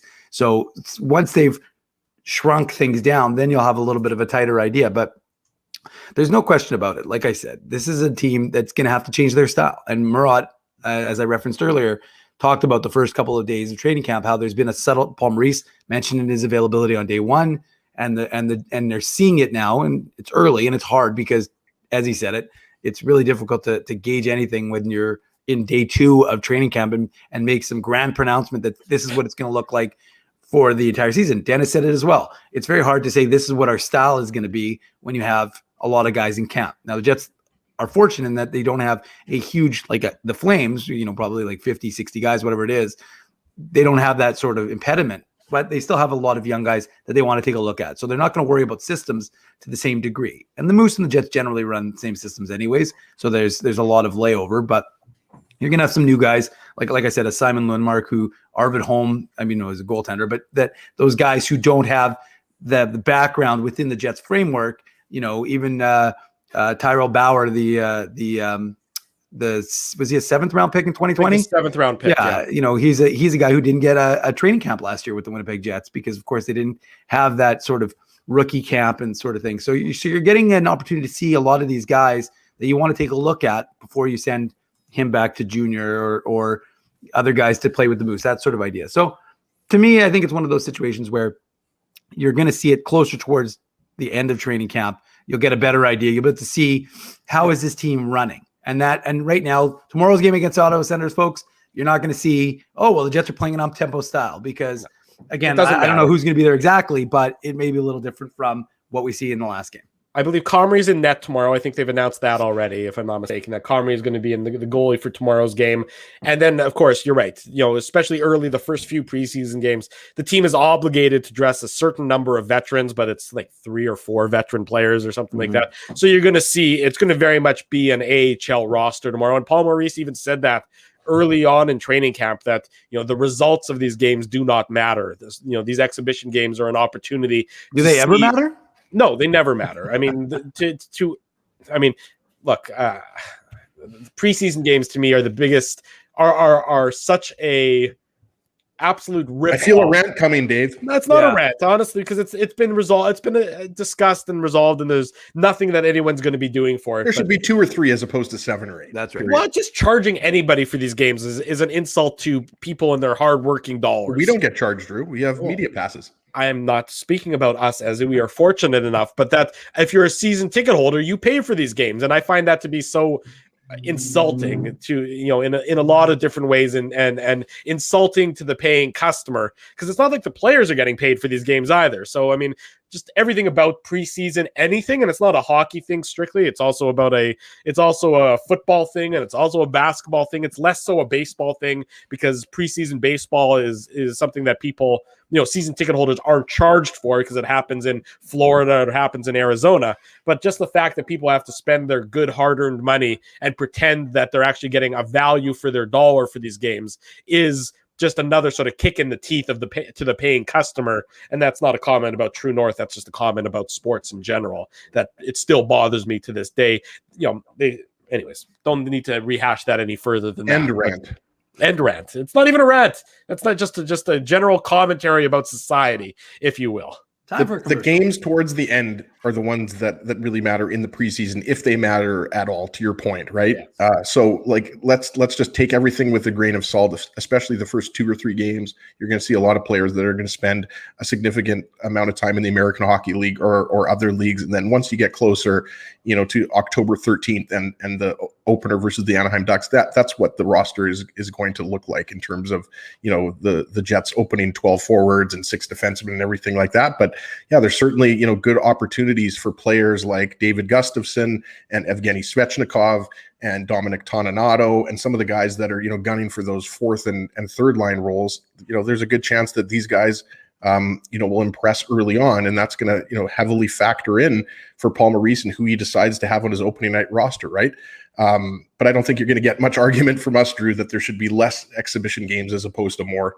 No question at all. I'll tell you what, let's take our second break of the morning. When we come back, John Matthis from The Score is going to join us. Training camp is underway in all 32 NHL markets. We'll talk to John about what his thoughts are early in the season, early in the preseason, I suppose, and everything that's going around the NHL, because it's certainly been a very newsworthy week. Much more on the Winnipeg Jets to come. Stick around. You're listening, you're watching, you're chatting with the Illegal Curve Hockey Show. We're live on our YouTube channel and all of our social media platforms. Keeping Winnipeg laughing for over 30 years. Rumors, Canada's longest running comedy club, bringing you the biggest laughs from the best comedians on the planet. Jerry Seinfeld, Chris Rock, Jon Stewart, Dennis Miller, Brad Garrett, the greats, and all the up-and-comers too. When was the last time you laughed out loud? Make it a great night out with friends or book your office or birthday party. Even a fundraising event at Rumors. Get all the details and dates on upcoming shows at rumorscomedyclub.com. Hey, Drew. Ezzy, whoa, what a smile! Yeah, I got my crowns done at Linden Market Dental Center, and they whiten my teeth. I see. They're so bright that every time I smile, they go... We have hockey tonight. Do you have a mouth guard to protect those pearly whites? I sure do. Whoa, they even ting through the mouth guard. Linden Market Dental Center covers all your dental needs from restorative to cosmetic dentistry and will fit you with a sports guard for that active lifestyle. 877 Waverly. See lindenmarketdental.com.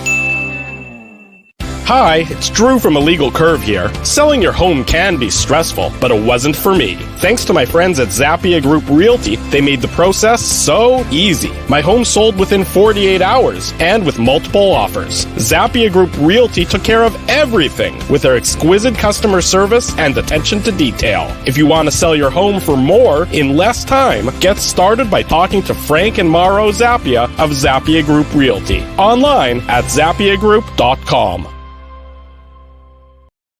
While you can't always count on your team winning, nor your favorite player scoring, one thing you can always count on is Bernstein's Deli. They've expanded their services because the team at Bernstein's Deli wants to accommodate your needs and keep you safe. Open Tuesday to Saturday from 9 a.m. to 6 p.m. to serve you.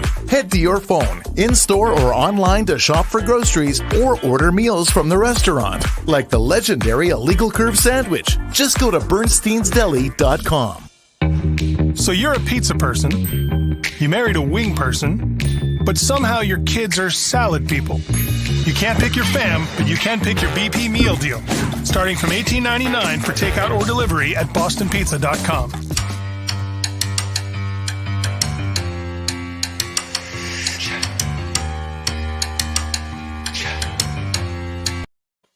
Saturday morning, welcome back to the Illegal Curve Hockey Show. Drew Mindell, Dave Minuk, Ezra Ginsburg with you. Thrilled that you're able to join us on this Saturday morning. We do it each and every Saturday morning. And as I mentioned, when this regular season starts, we will also do it after the post-game shows. When the Winnipeg Jets are in action, join us on our YouTube channel, join us on our Facebook page, join us on our Twitter feed. The Illegal Curve post-game show goes live when the Winnipeg Jets games end each and every time.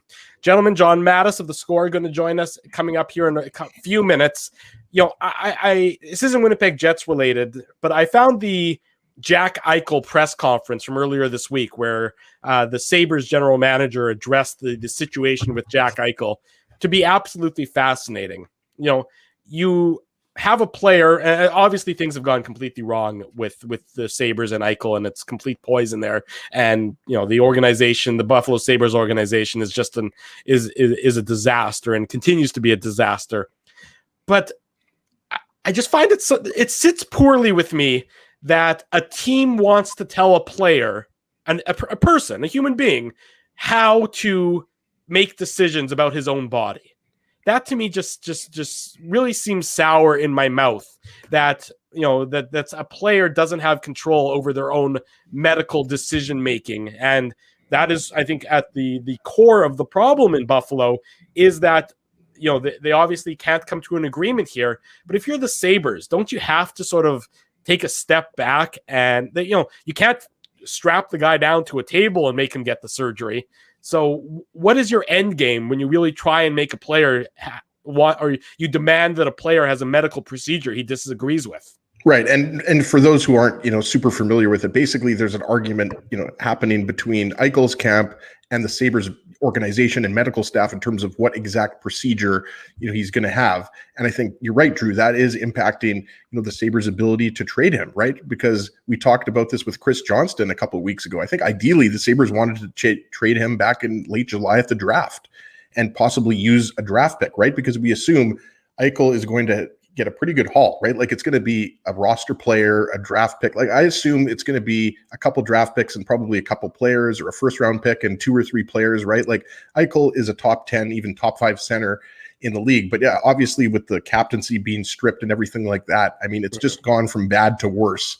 So it's kind of tough to really gauge the situation, right? Because if you're a team that's trading for Jack Eichel, don't you want to have him in your lineup as soon as you can? And it seems like he's not going to be back until when? Early 2022, right? Like it's going to be a while before he's played. So I think this whole situation is really unfortunate for a team that's trying to get back to feeling good and get back into a playoff spot. With the way that roster is constructed, I think they're going to be a very bad team again this year. Yeah, there's no question they're going to be a very poor team. I would agree with that. We're pleased to be joined now on the show by the senior hockey writer for The Score. John Matthis joins us on the program. John, good morning. Nice to see you. Thanks for joining us on this Saturday morning. How are things? Things are well. Thanks for having me on, guys. It's been a while. And I was just thinking last time I was on, you guys were commenting on my beard, and then I'm like, wow, it's been a while. I should maybe touch this thing up. No way, John. It looks great. that you don't need to do anything. We are a beard-friendly show. There's no question about that with this. And Ezzy normally has a much fuller beard than what he's sporting currently. But no, you are on a beard-friendly show here, John. Awesome. So there's no, we don't, we were talking about it before you just came on. We were talking about the Sabres demanding that Jack Eichel go through a medical procedure. We don't demand any sort of medical procedures or facial hair procedures of our guests on this show. So you're welcome to sport whatever kind of facial hair you want or don't want to sport. I appreciate that. I mean, you guys are gentlemen. You guys, you know how to do this right. We're benevolent in that way. That's very true. John, I want to get your opinion on that. You watched Kevin Adams in his press conference earlier this week, and it's just fascinating to me because this is a general manager of an NHL franchise, demanding that a player go through a medical procedure as if the player doesn't have control over his own body and over his own health. And I know that the collective bargaining agreement allows for teams to make the final decisions when it comes to player health and things of that nature. But I just don't understand what the end game would be for the Sabres to sort of draw lines in the sand there. It's not like they can strap them to a table and cut them open themselves. I just don't understand how they're sort of playing this out within the confines of the Sabres organization. Yeah, I feel like they have not played their cards right here. And maybe that's a gross, understatement. Maybe that's really obvious, but they had a chance there to give in to his ways, to his preference, and then trade him before he has the surgery, but sort of not make a big fuss about this tension. Because clearly the solution or the resolution here was that Jack Eichel's not going to play for the Buffalo Sabres ever again. And I guess there is a chance that he will, given it's gone this far. We're now about to enter a new season. And, at some point he's going to come back. And if he's not traded, I guess he comes back to the Sabres. But that relationship is ruined. It perhaps was on its way to ruin before this even happened, given the state of that franchise. But there is something just... One second, guys. Everybody's got a little bit of a cough or a cold. I was sneezing earlier. John's coughing. Take your time, John. No worries at all. We don't want you choking on the show. I was telling Ezra via text when he asked if I wanted to come on. I'm like, listen, I got a really annoying cough right now. If you guys want to have me on and I can mute myself, sure. But just a heads up on that. So, but anyways, with Eichel, I think the Sabres' best route right now would just to give in. I know it's going to be embarrassing. I know they're going to lose even more leverage than they already have lost in the past with this whole situation. But I can't envision this getting any better. I don't know about you guys, but you think about how long it's dragged out, how long it's been since Eichel played a hockey game. That's only going to continue as you push this thing down the road. And then also just the fact that they need to get something for this guy and turn the page. I mean, they tanked to get McDavid / Eichel, and now they're tanking again. So do you want to move on from the Eichel era now, or do you want to keep dragging that out and you don't get your assets until later? I just feel like it's a lose-lose situation for Kevin Adams as the GM there, given what has unfolded. But it's time to move on and figure out a way to to make this happen. And I think I don't know if it's, before the season, but, sometime pretty damn soon. And clearly Eichel's not cooperating. I mean, if he's dug in his heels this long, I would imagine he's not coming out of that stance. So, like you said, the CPA gives the Sabres sort of the last say here. But it's also Eichel. It's his body. It's a surgery he wants to do. It's not like he's suggesting something absolutely experimental and crazy. It's been done on other athletes and done well. It's just an NHLer hasn't undergone that type of surgery. So very messy situation. Just really par for the course in Buffalo, if we're being honest.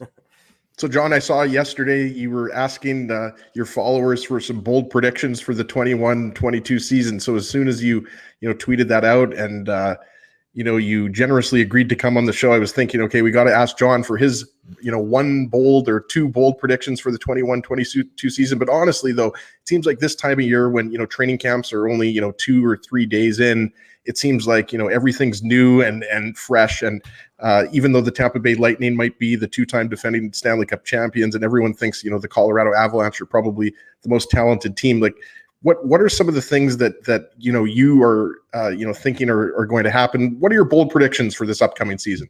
Yeah, I mean, like, it's kind of a scale of bold, right? Because you could be really bold and just throw something out there that's probably not going to happen, or you can be sort of slightly bold. Like some of the people that were responding to my tweet were just saying some outlandish things.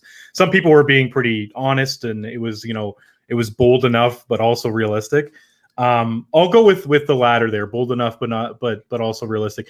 I think Florida will probably win the Atlantic. I have just this feeling when you look at that roster on paper and how they've slowly and agonizingly slow for people in South Florida been building up towards a moment when they can actually break through with this Barkov era.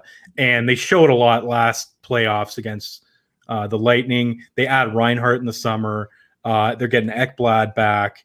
I think Spencer Knight, another bold prediction. I think he might be in the running for the Vezina.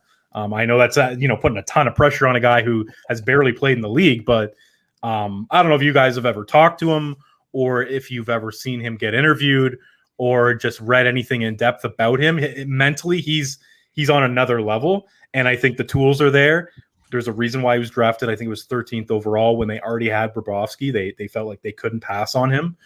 So I feel like he takes the net from Bobrovsky, and I assume because of that big contract that Bobrovsky has that he'll be a backup that gets to play a fair bit. But I do believe that Knight will be super important to their success, and that might get him some Vezina votes. And I think just Florida in general, they're a team to be reckoned with. You think of guys like Weegar, who broke out last year when Ekblad was shelved. You think about guys like Verhaeghe, who came out of nowhere, and it seemed pretty authentic, not just a hot streak. And Barkov is a world-class player. I really like what they've done, and I think they've built a formidable team. And I just also look at the Atlantic and I go, okay, I'm not going to count Tampa out, given they won two cups in a row. They still have all their four superstars: Point, Kucherov, Vasilevsky, and Hedman. But they lost their entire third line. I mean, that's a huge hole.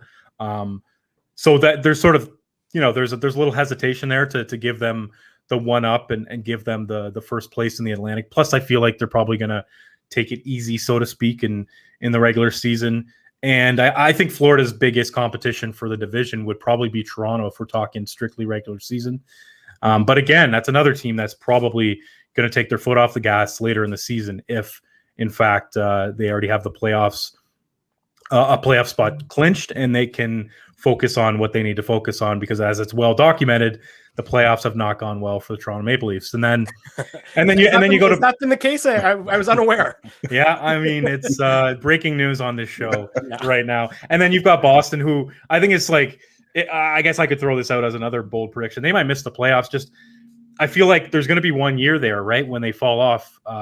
They've been, the same core more or less since around 2011, even a little bit before that. You've got Bergeron, who's getting pretty old. You lost Krejci, you lost Rask. I wouldn't say that they replaced these guys in any strong way. I guess you got Allmark coming in for Rask, but like Charlie Coyle's their second line center right now. I don't know about that, especially in that division. So, I mean, if gun to my head, I say Boston makes the playoffs, but I also wouldn't be surprised if they didn't. So, Ezra, I gave you like 10 bold predictions. No, that was awesome. I love it. Well, this is the time of year, right? Like, I mean, a lot of people think, the Los Angeles Kings might be a playoff team this year, right? And we know they have so many good young players there. And then you, of course, bring in Phil Deneau as your second line center. So I think LA is one of those teams, but I'm with you and Florida. And I know we're getting, way ahead of ourselves here, but with Jumbo Joe there, I mean, I think it would just be great if, they were even able to, get close to the Stanley Cup final, and let alone win it. So I agree with you. I think, and look, the Panthers took the Lightning to 6 games in the first round, right? So it wasn't an easy out for the Lightning. So I think absolutely the Panthers are one of those teams, that are going to be one of those kind of preseason favorites to go on a long playoff run this year. John Matthis is our guest on the Illegal Curve Hockey Show Saturday morning. We're live on YouTube. We're live on our social media platforms. John is the senior hockey writer for The Score. John, we were talking about all the troubles in Buffalo, but if we take it to a Western Conference side, things aren't looking exactly very sunny in San Jose right now with everything going on with Evander, Kane. He's not with the team right now. How do you see this whole situation playing out? Not necessarily, obviously, the court stuff, but the idea of how his relationship has gone with the team and all the rumors about, the team not wanting him to come back. How do you see this playing out in San Jose? Yeah, it's really hard to gauge, right? Because we're not in the room, and the people who are in the room are probably not going to come out and say publicly, hey, we hate the guy. Hey, we want him out here.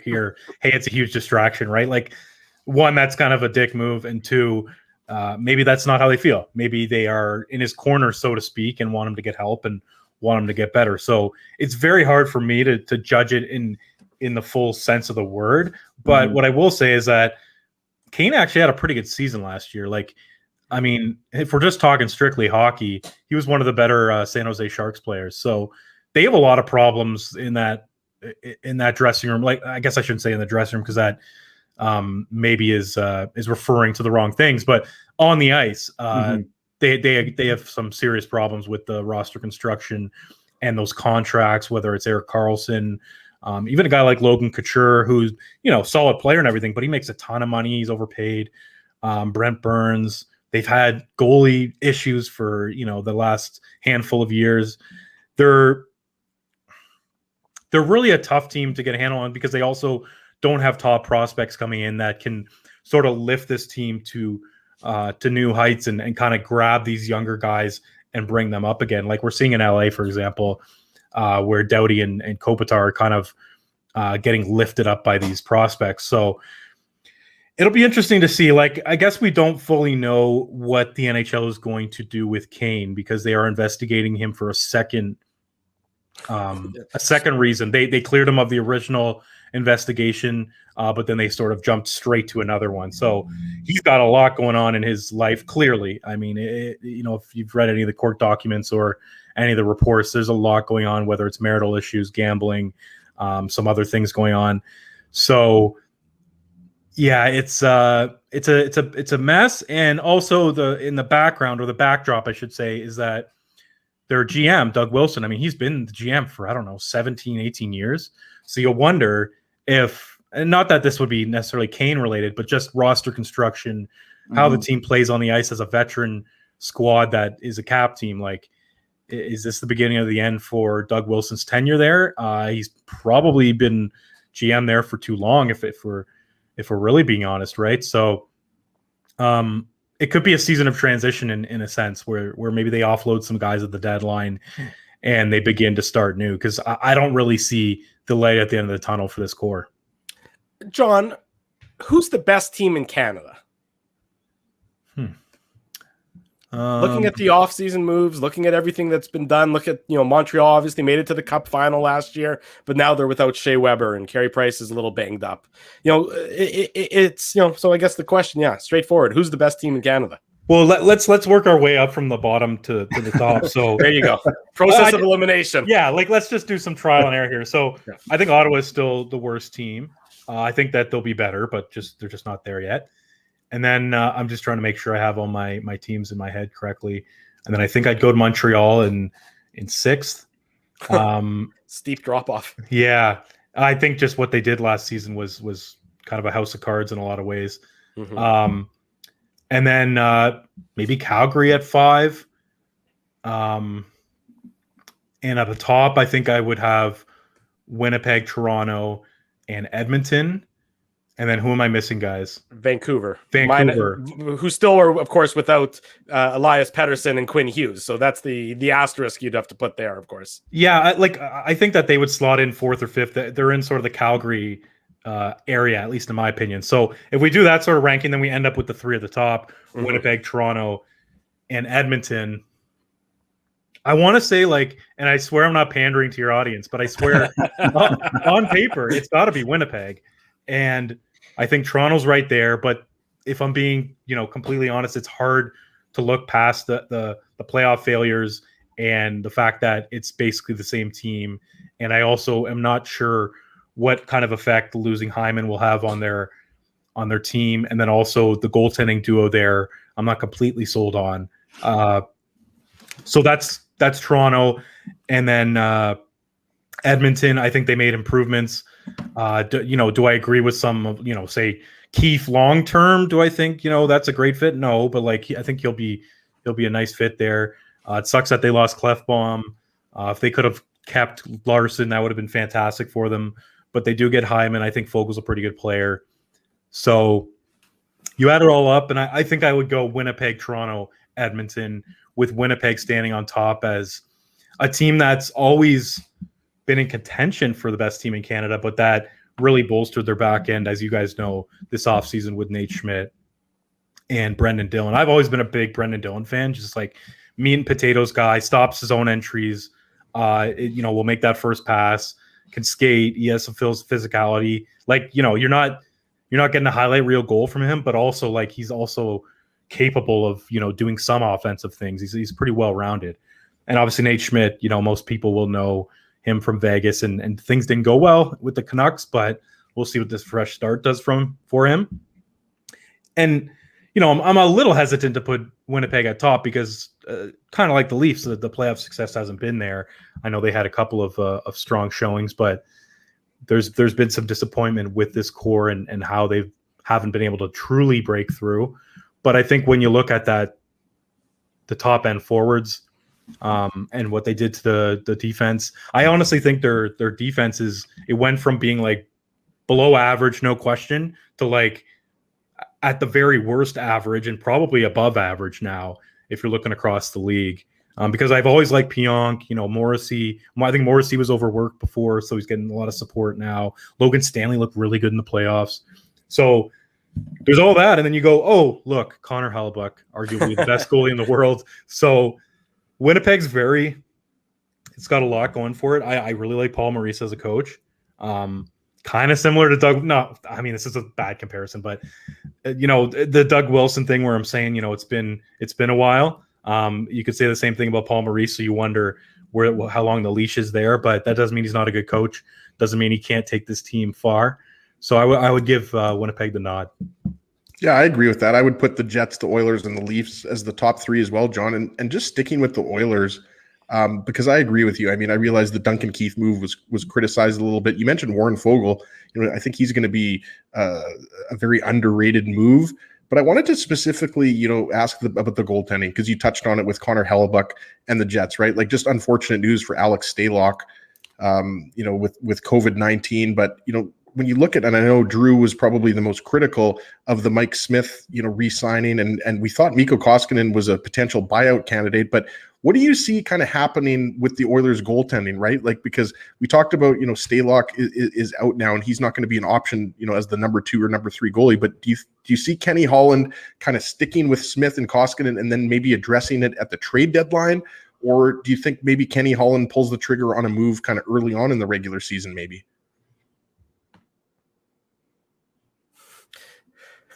Brutal timing. Right when you throw to me, I had to cough. No, it's all good, John. I mean, you know how to use that mute button, so that's what we love to see. Yeah, I don't want to be blowing up people's ears with my cough.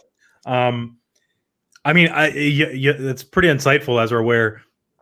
I think, you look at Mike Smith, and last year was a bit of a dream in terms of this guy's like 38, 39 now. I can't remember if he's 40 or if he's 39 now, but he's approaching 40 at minimum. And you wondered when the wheels would fall off last season, and then now you're going, really, is he going to be able to do this again? So there's serious concerns there. And then you bring up Koskinen, who hasn't, if we're being completely honest here, for being frank, has not been very good for pretty much since he signed that contract.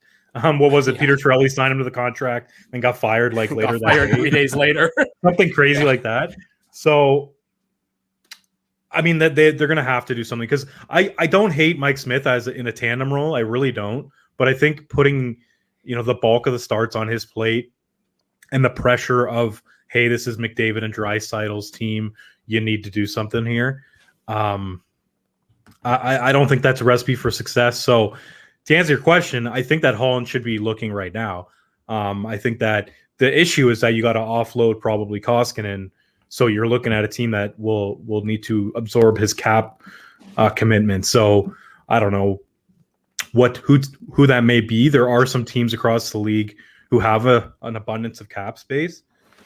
So if they feel like they're not contending, or their season's a bit of a write-off, then maybe there's a fit there. I think the sooner they deal with it, the later, though. The sooner they deal with it, the better. Waiting until the trade deadline might be too little too late, in my opinion. Well, last question for you, John. We'll talk about the newest franchise in the NHL. Everybody's excited. We had voice of the Seattle Kraken, John Forsland, on last week's show. And what are you expecting? What kind of what are you expecting from this team? Are you expecting them to be able to be competitive? I mean, I know everybody expects Vegas, and expansion teams aren't what we traditionally knew they were, which were, the Columbuses, Minnesotas, which were always going to be terrible out of the gate and eventually get good. But what are you expecting from Seattle? It seems to be a lot of excitement. John was talking about it, people wearing Kraken gear and that sort of idea. So what kind of stuff are you hearing, and what are your expectations for this team?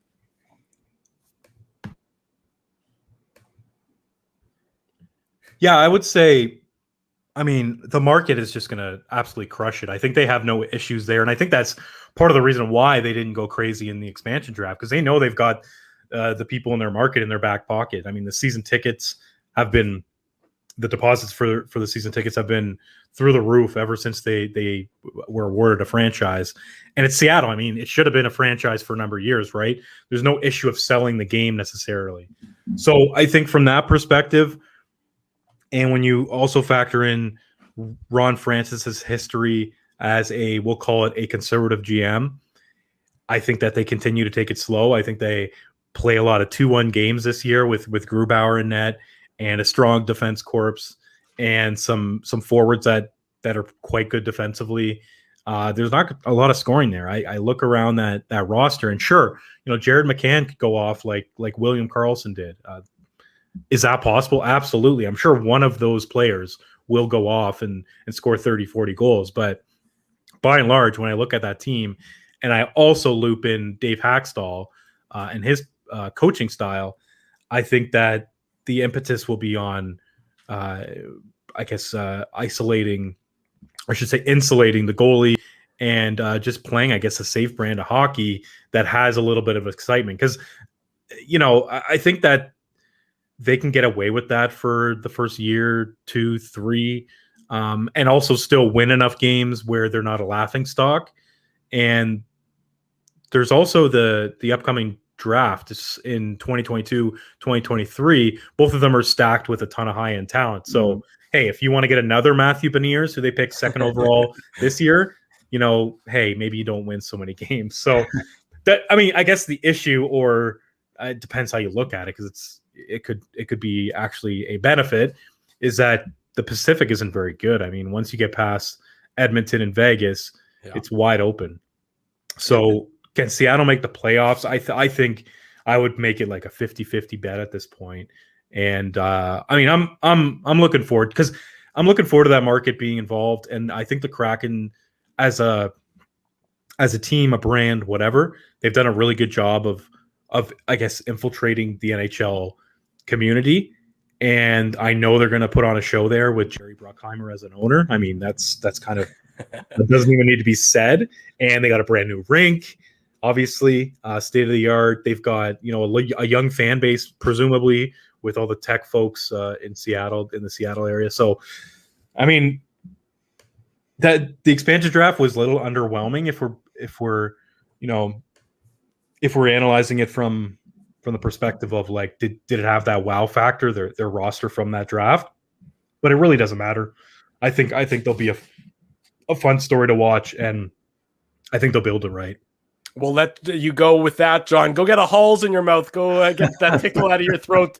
It's, hope you're feeling better real soon. We appreciate you being a trooper, John. Yeah, playing hurt with us on this Saturday morning. John Matthis is the senior hockey writer for The Score. We'll do it again real soon, buddy. Thanks so much. Really appreciate it, guys. Thanks again for having me on. Have a good one. There he goes. John Matthis from The Score joining us here on the program. Let's take our final commercial break. When we come back, we'll give a quick update from Winnipeg Jets training camp skate that's underway, and we'll wrap up this morning's program. Stay with us. Drew Mindell, Dave Minuk, Ezra Ginsburg. This is the Illegal Curve Hockey Show. We're live on YouTube. Keeping Winnipeg laughing for over 30 years. Rumors, Canada's longest-running comedy club, bringing you the biggest laughs from the best comedians on the planet. Jerry Seinfeld, Chris Rock, Jon Stewart, Dennis Miller, Brad Garrett, the greats, and all the up-and-comers too. When was the last time you laughed out loud? Make it a great night out with friends, or book your office or birthday party. Even a fundraising event at Rumors. Get all the details and dates on upcoming shows at rumorscomedyclub.com. Hey, Drew. Ezzy, whoa, what a smile! Yeah, I got my crowns done at Linden Market Dental Center, and they whiten my teeth. I see. They're so bright that every time I smile, they go, "We have hockey tonight. Do you have a mouth guard to protect those pearly whites?" I sure do. Whoa, they even ting through the mouth guard. Linden Market Dental Center covers all your dental needs from restorative to cosmetic dentistry and will fit you with a sports guard for that active lifestyle. 877 Waverly. See lindenmarketdental.com. Hi, it's Drew from Illegal Curve here. Selling your home can be stressful, but it wasn't for me. Thanks to my friends at Zappia Group Realty, they made the process so easy. My home sold within 48 hours and with multiple offers. Zappia Group Realty took care of everything with their exquisite customer service and attention to detail. If you want to sell your home for more in less time, get started by talking to Frank and Mauro Zappia of Zappia Group Realty. Online at zappiagroup.com. While you can't always count on your team winning, nor your favorite player scoring, one thing you can always count on is Bernstein's Deli. They've expanded their services because the team at Bernstein's Deli wants to accommodate your needs and keep you safe. Open Tuesday to Saturday from 9 a.m. to 6 p.m. to serve you. Head to your phone, in-store or online to shop for groceries or order meals from the restaurant, like the legendary Illegal Curve sandwich. Just go to bernsteinsdeli.com.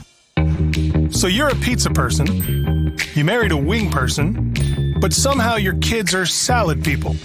You can't pick your fam, but you can pick your BP meal deal, starting from $18.99 for takeout or delivery at bostonpizza.com. We're back with the Illegal Curve Hockey Show here on Saturday morning.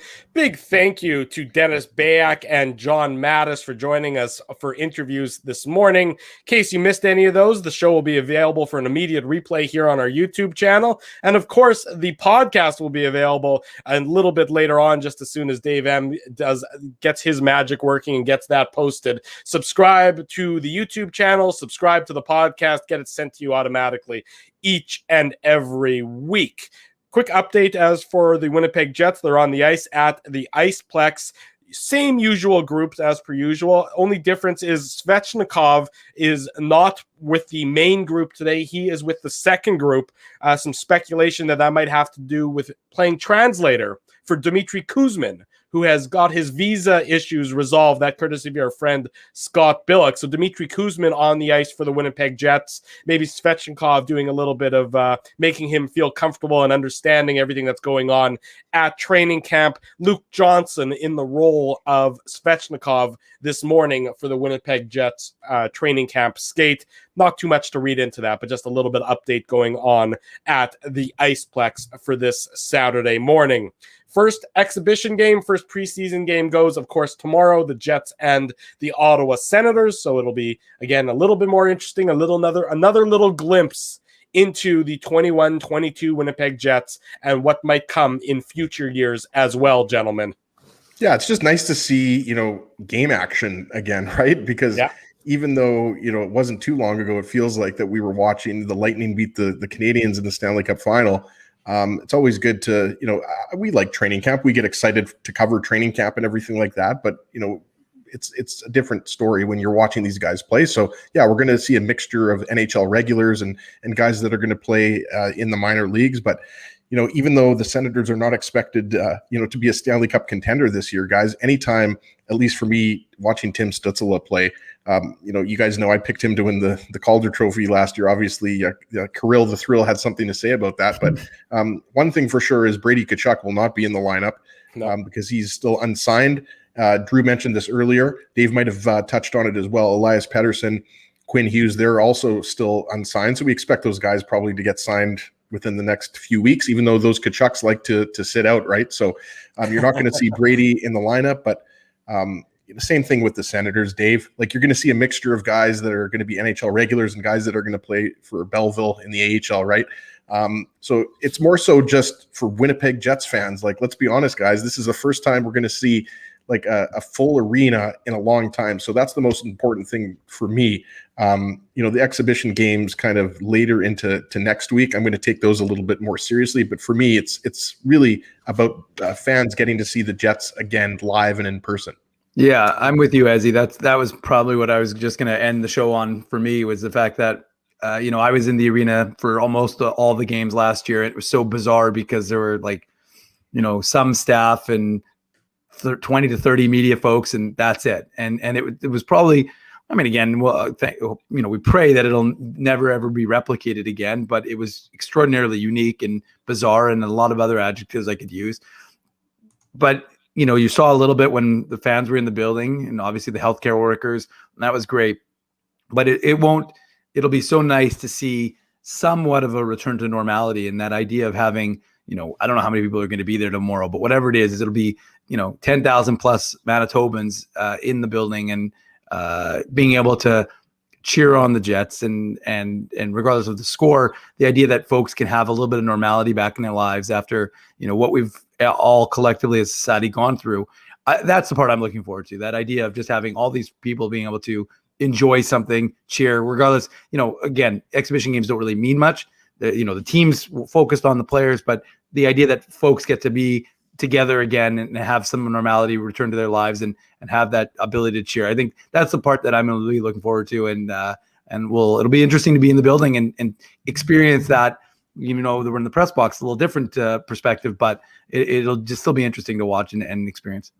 Well, there you go. Well said, both of you gentlemen. Want to give a big thank you to the Illegal Curve sponsors: Rumors Restaurant and Comedy Club, Linden Market Dental Center, Bernstein's Deli, Zappia Group Realty, Boston Pizza, and our friends at Seagram's. Support these fine businesses because they support the Legal Curve Hockey and they make this show a reality. On your way out to start your Saturday morning, be sure to hit the like button, subscribe if you haven't already done so. Do that on our YouTube channel and to the podcast as well. Thank you to so many of you for joining us on this Saturday morning. We'll do it all again 7 days from now, Saturday, 9 a.m. But be sure in the meantime, keep it locked on our Instagram, our Facebook, our Twitter, @IllegalCurve.